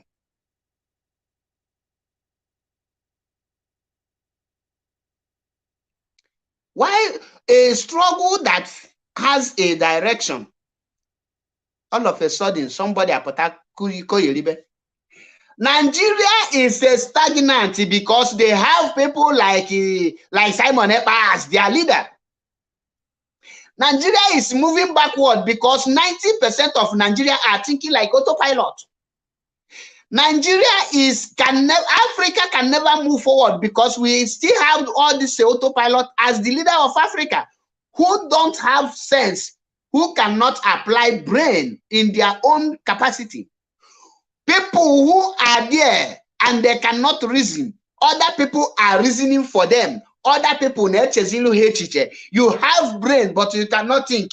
You will use use of your issue. You might put something, you cannot offer something. You might weapon. All mad pota, you not make anything.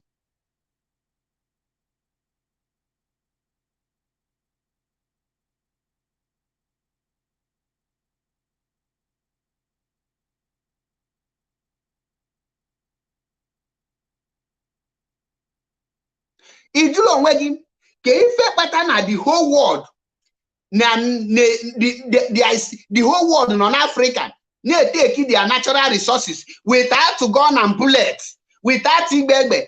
Yet, you as an Ishikiri man, they will take you as an Ishikiri man. You will go inside your bush and your natural resources that God bless you with, you will suffer to dig it, you will suffer to bring it, and you hand it over to the foreigners free of charge, and they will flog you. And they will say you a bomb bastard, and they will trash you.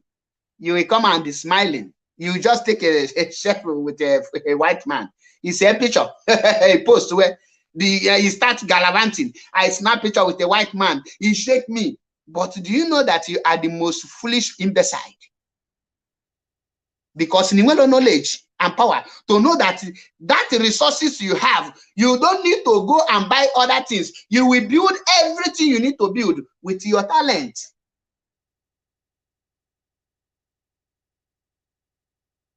Uganda today, this iPhone, this Android phone you are using today, do you know that the materials that they are used to produce all those things are 90% come from Uganda? And the Uganda cannot even boast of ordinary anything at all because they don't have the knowledge. The power. When we talk about knowledge and power, it's not about politics. It's not about being the president or governor. That is not the kind of power I am talking. When we are talking about the power we are talking, it's not all about becoming Eze in your village. The power we are talking is commanding. In a root, in a kwoku, Amalu, yes, you have what it takes. What do you have? When you talk about power, what is power? When I say it's not all about becoming the Nigerian president, Jonathan was the president. Does that make him to control the power? The Fulani take the power. The Fulani command him because the Fulanis, they are in power, but they put Jonathan as a camouflage. In 1963 to 1966, if I'm not mistaken, Nnamdi Azikiwe, Benjamin, was the president of Nigeria, while Tafawa Balewa is the prime minister. in charge of the Nigerian affair, the power. And everything that was happening in Nigeria was being under the command of Tafawa Balewa. And then Nnamdi Azikiwe being foolish because of my Onwelo brain. He was gallivanting.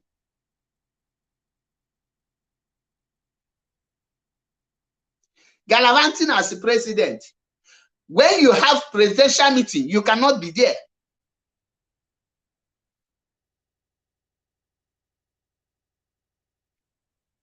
Paul Ebo, you are hereby blocked.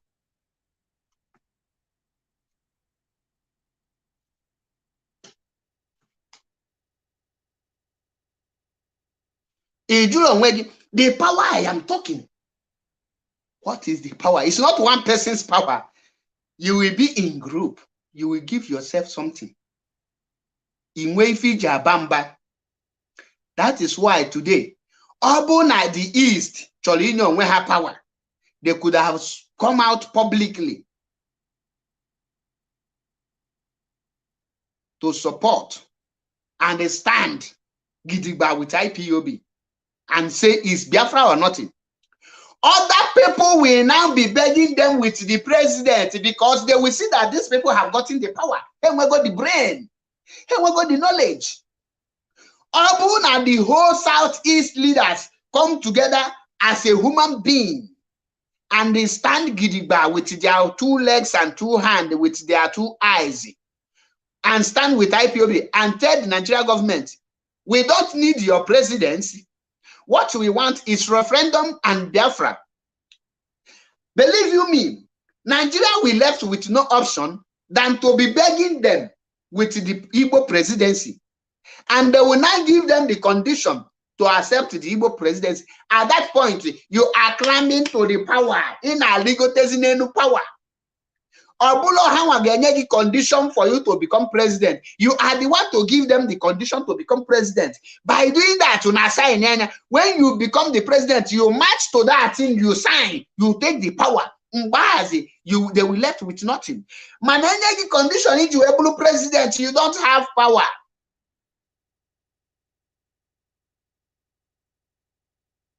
You don't have power. What you have is just a name, not power. And when the North wanted to secede before, Nnamdi Azikiwe called them not to do so. That was when the North grabbed the power from them, and the North give them the condition to come back. And he foolishly and stupidly agreed out of his stupidity. Agreed.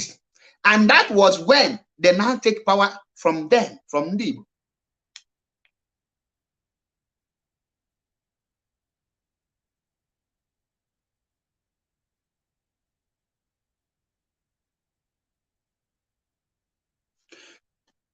All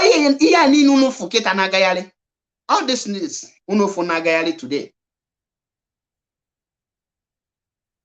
Before you take any step, you check the positivity and the negativity, the advantage and the disadvantage. Anything that has more disadvantage more than the advantage, you don't need to engage on it. Especially Ghana. You need the legal there.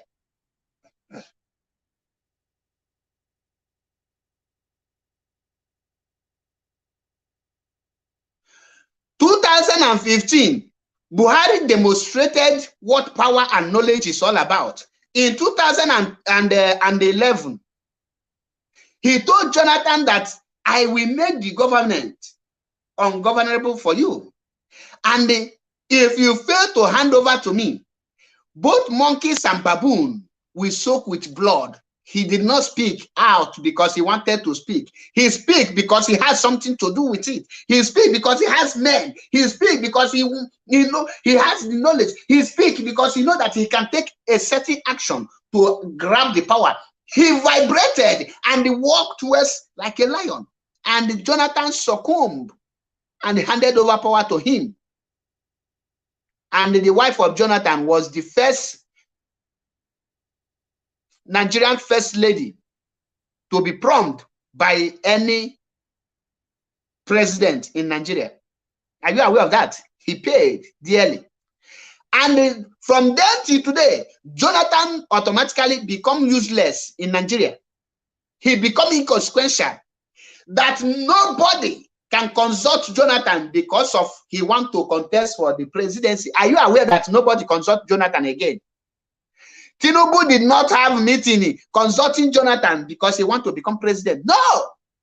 Peter Obi did not consult Jonathan because he's a woman. He lost his dignity like a woman. Or lose virginity. Even Tinubu, I don't think that Tinubu have met Jonathan because he has nothing to offer. As an incumbent president, he da water kawanye rape, madu 20 rape, basanike. He just yare pokala 70 years old woman. If it was a consult, what will you offer? If you as an incumbent president, somebody threatening you, you did fail to arrest the person, you fail to take the person to the if you are life imprisonment, contest in already. I'm a man of peace. I am taking peace award. Peace, that is why you see Obasanjo.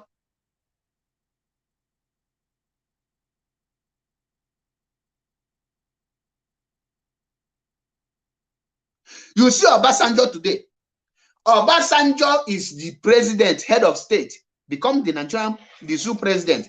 Today, Tinubu visited Obasanjo because they know the power in him. Peter Obi, Nechuba Obasanjo, Kenechumiri, Atiku Abubakar visit Obasanjo. All of them are begging Obasanjo because they know he is a man. They know that he is not just a person you can take like that. Now, why are they not visiting and begging Jonathan? Because he don't know. Jonathan has no power. Jonathan ended the power of militants. Jonathan make the Niger Delta become useless. Jonathan make Niger Delta to lose their dignity with the hungry people like Asari Tukumbo and Ateketom. Do you know how many people that was killed under Jonathan because he wanted the Niger Delta militant to stop? If Jonathan become the vice president, automatically become the president, he could have said, okay, since a lot of people have died in the quest for the resources control of Niger Delta, now with my veto power, if he has a veto power, he could have built a refinery in the Niger Delta. He could have returned the whole oil wells that the Fulanis have taken and give it to the Niger Delta. I am not saying the South. You could have make at least be able to pass 2014 national confab. But you didn't because you don't have the power. You are there gallivanting as a power, but you don't have it. In well power, a black body president in where power. The same thing. Some of the presidential aspirants today are now signing documents that will make them the president and there will not be power. Person like Tinubu become president today, he cannot control power.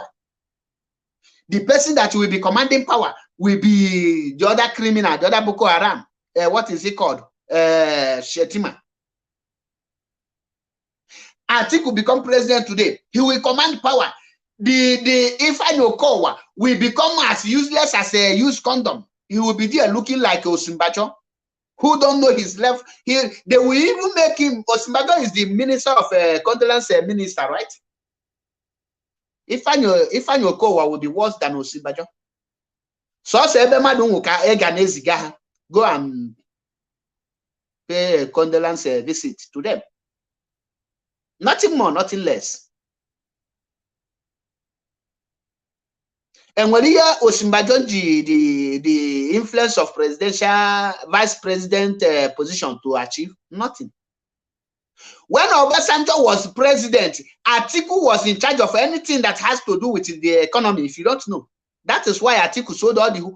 People are shouting that Obasanjo sold NEPA. The people that sold all those things is Atiku. Atiku Abubakar, men that matters.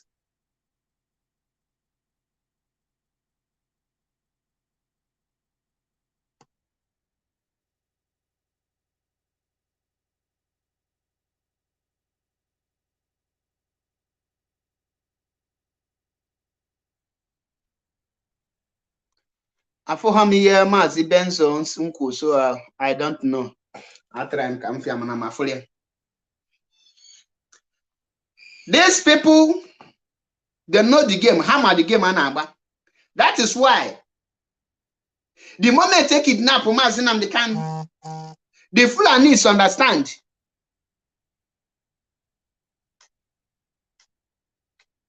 The moment they kidnap Mazi Nnamdi Kanu, the Fulanis, out of their wisdom, what do? They planted evil people and they start attacking IPOB leadership, attacking, causing divisions, so that he will stop talking about Biafra restoration and start discussing them. The moment you start discussing them, you start promoting them, and they now come out and be giving you 50 days, 170 days, fundraising. All these things are distraction. The moment you stop talking about Biafra restoration, that is their initial plan. But because the person, the leader of our indigenous people of Biafra is Odogwa Natural Mazi Nnamdi Kanu, and the people who select by the lions. Because in Bolo Lion, he can not with lion. Lion may wanna agako. In a group of lions, you can't see a goat unless in Kato Bladobwa to they bring the confusion. But with the wisdom and the knowledge, IPOB was able to fish them out. Fire. A fire Hanchani Nozubo. That is why IPOB Juenoluka strong. John Wegi, all you in the Nimo state, Kedebe na refine here, Kebe Juenamia, Kebe the pipe ungafe. All you load in Enugu state. Last time I flebe gas in Muloku. Almost how many days before Banyanya? That all you today. We can lead the game. Kebe your knowledge, no, Kebe your power, no. Because Nigeria as a whole, Africa as a whole, black man, and well knowledge because you power.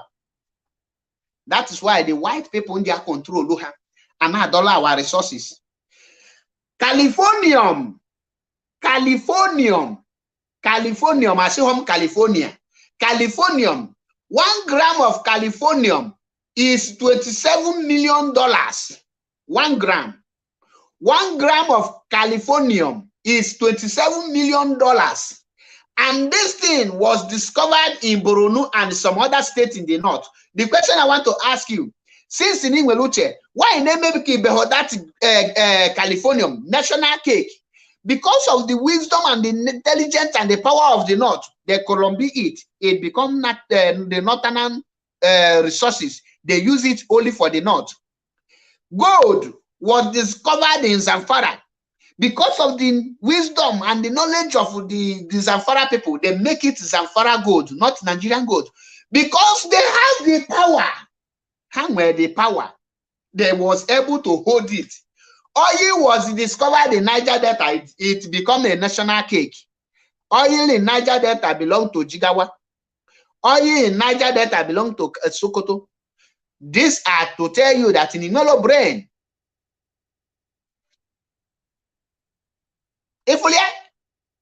but open at the south to my brain, oil in Niger Delta will be stopped being a national cake for the whole Nigeria because the Californium is more expensive than the whole oil. Do you know that 1 gram of Californium costs $27 million and the 1,000 gram make 1 kilogram? And these people are taking away kilograms, thousands of kilograms out. Do you know how much is that?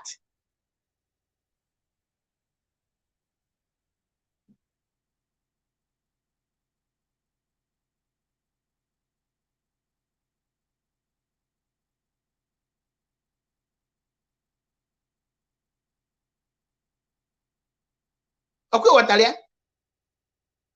If the Niger Delta want to use their wisdom, they will stop the oil and tell the north, if this country is for all of us, the gold in the north will become a national cake. And everything about the gold will be in the south. The Californium will be a national cake. and everything they are going to do will be in the south. The same way they are now building refinery in the north, and they draw everything about the oil to the north. They bring the other ones. It becomes vice versa, pari passu. You have to balance the equation in order to maintain tranquility, peace, and unity. You have to. But because now the south and the southeast, they don't have the knowledge and the power. They lose their own resources. The north is enjoying it, and north also hold their own. What the natural resources in only Borno state can produce 10 Dubai. Go and ask El Mustafa. He said it, and that is the truth. As of 1996, it was discovered.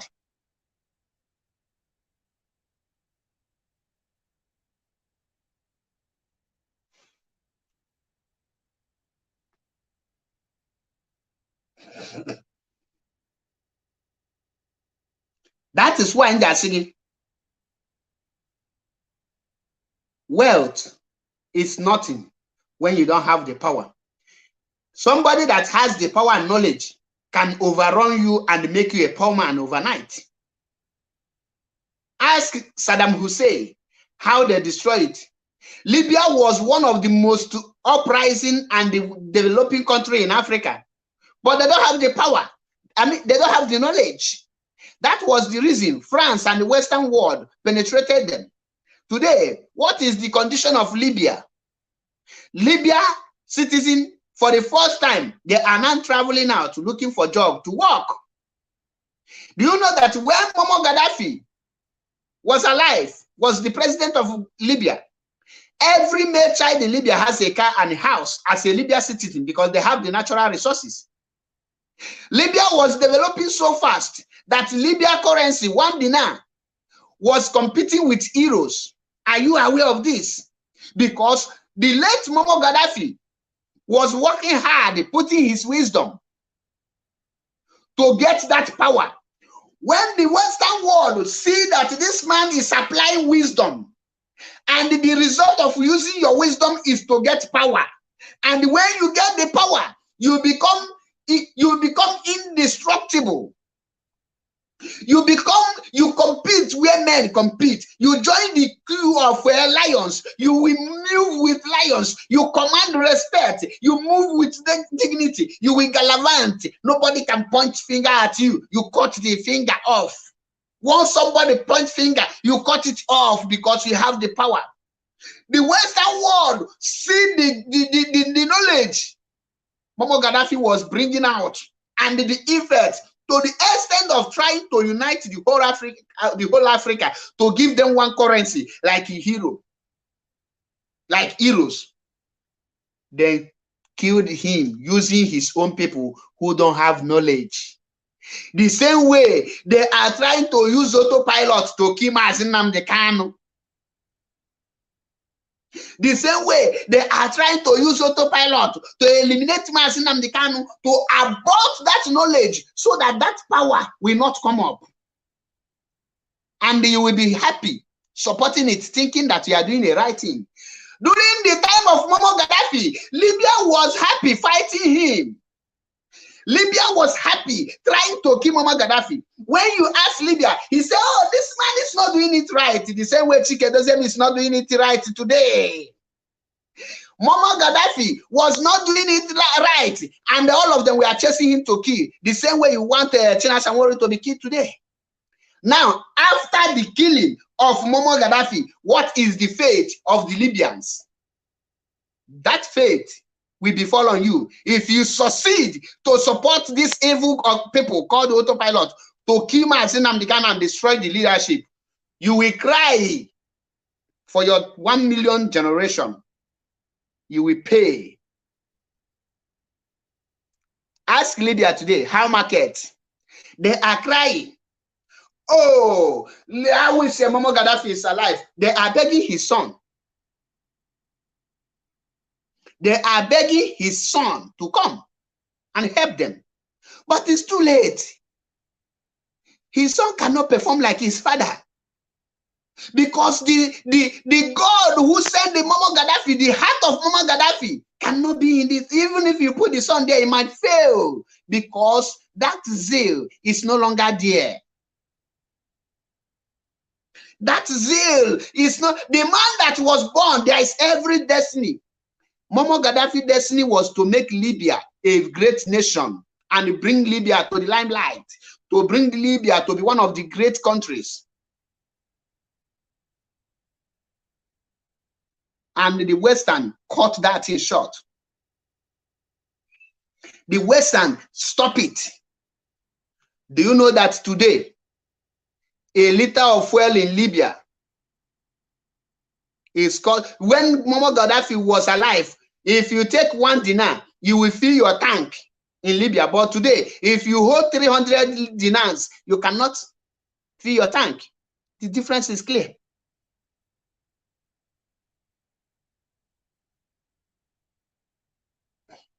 The difference is very clear. That is why when we are telling you something, we are not saying something because I want to say it. I am telling you something because the spirit is there. Everything I am telling you is truth.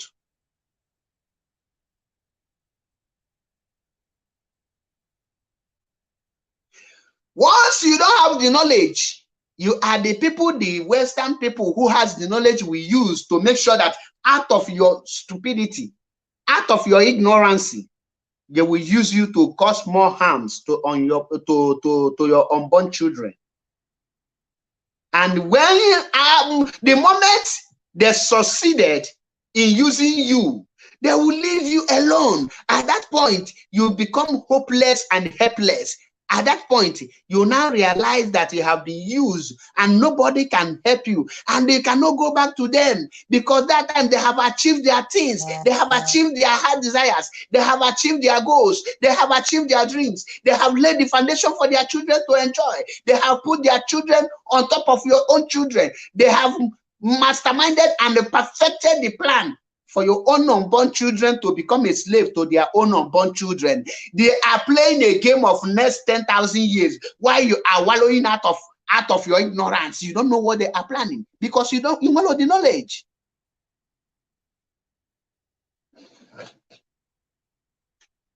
IPOB, one family.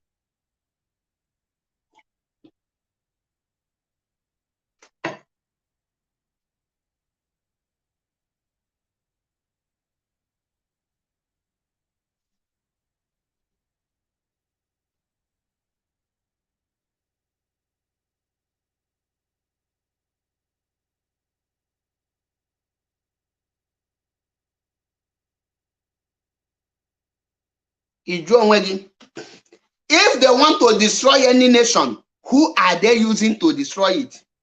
Syria. How many of you know Syria? Syria is fighting today. Syria is going, have been damaged. Who are they using? The same Syria. Syria, the ignorant one are fighting the good ones. And the Syria is going down. Why America and Russia is enjoying. And they will give you the ammunition you need to bring down yourselves. The same way they want to destroy Ukraine. The Western world is backing Ukraine, knowing fully well that Russia can destroy Ukraine beyond the repair. But they are not giving Ukraine hope. Go and die. Go and die. We will support your dead body. Knowledge is power. They have the knowledge. Ask yourself, do you have the knowledge?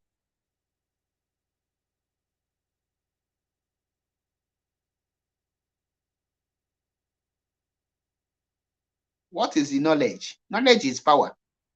When you have the power, you will control.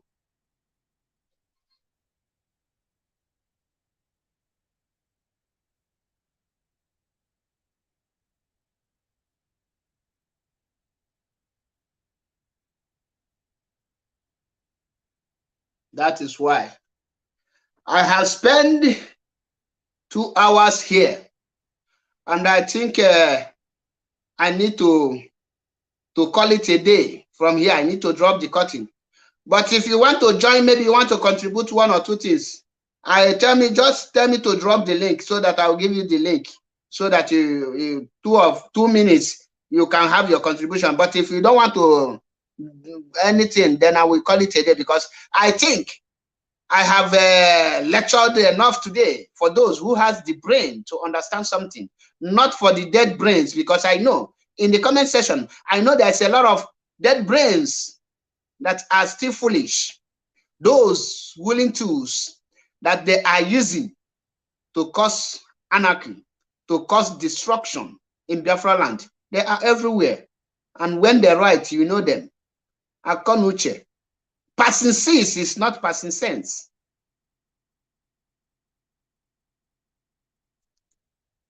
That is why I tell you, try to have your knowledge so that you have your power. Africa is suffering today because they have no knowledge, they have no wisdom, and because they don't have power. If they have knowledge and power, they will rise up and they command their wealth. Their wealth is being enjoyed by the Western world. Africa is suffering. Come to Mediterranean Sea. Do you know how many Africans that are dying there? Do you know that with 50 cents, which is equivalent to 400 naira, you will fill your tank in Cuba. In Cuba, with 50 cents, you will fill your tank.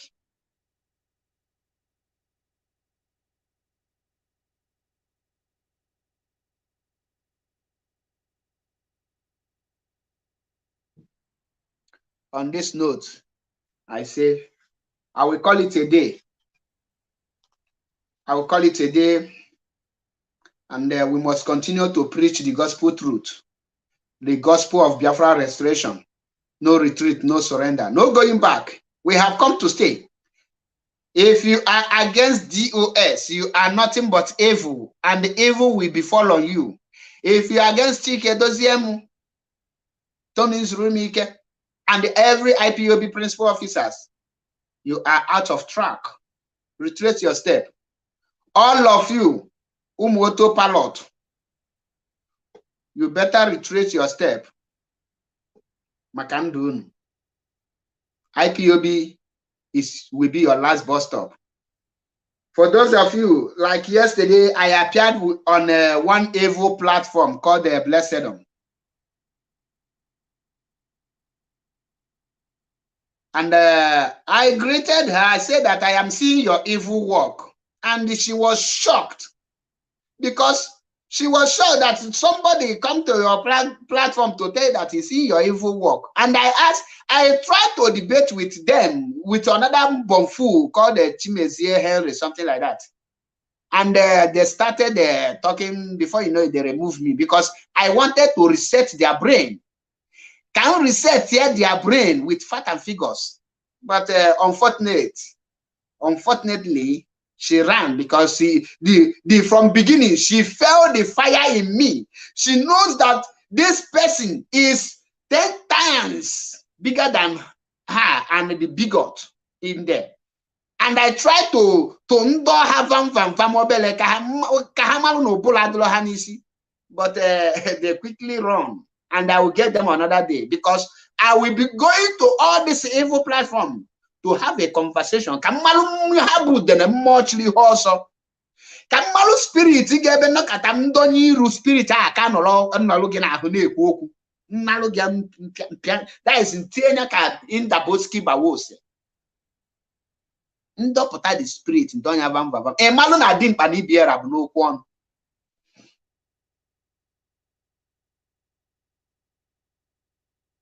Ngachugoso na your platform in agba ọsọ. Open debate. Open debate. Onye mepe chapter ọgbaba ọsọ. Biafrans and lovers of freedom. I say Mechukwu okike abịa ma onye pụrụ ime ihe niile. Guide and protect Mazi Nnamdi Kanu, and guide and protect DOS. Guide and protect every IPOB principal officers and every IPOB media warriors. And guide and protect our Eastern Security Network. And give more wisdom and strength to every IPOB worldwide, and protect our legal teams. Give them more wisdom. Win-win. Victory will be our portion. Victory. I can victory. I can keep the victory. I can need victory. I can also victory. elu na victory. Victory ka anyị ga na-eji na-aga. Maazị Nnamdi Kanu na-apụta n'ike na ebube. And I advise you, you still have one chance to repent and tender public apology, so that God anger will not visit you and your generation. I say, may Chukwu Kabiyama guide and protect every one of us. He say. Once again, my name is Mazi Achebe Paul, MAP Ezioku Bondo 1 in Biafra land. One naya fully rugi, mboge, ngwagi, agwangonanya. One then to asoge bumaka. Leadership jidenu kunuji nunu neme ofuma. IPOB, one family, IPOB. Let me greet my people on comment section before Ngaba Bakana Tego Kwanaka. Wada Karagodu, Mbedoma, I cite you. I Obi Test, Jesus, Ndewo, Obi Omo Korea, greetings from here. Osno, Pina Nyezik, I cite you. Imanafagan Wekodi, David Chukwu Emeka, greetings from here.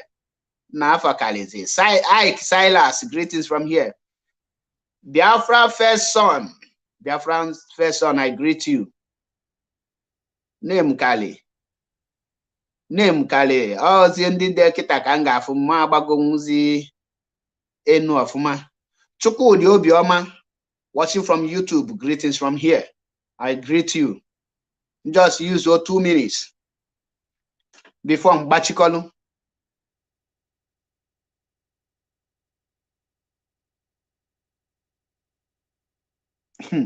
Ị ga-egbu ewu ọ ihe ọma na ọ ihe ọma.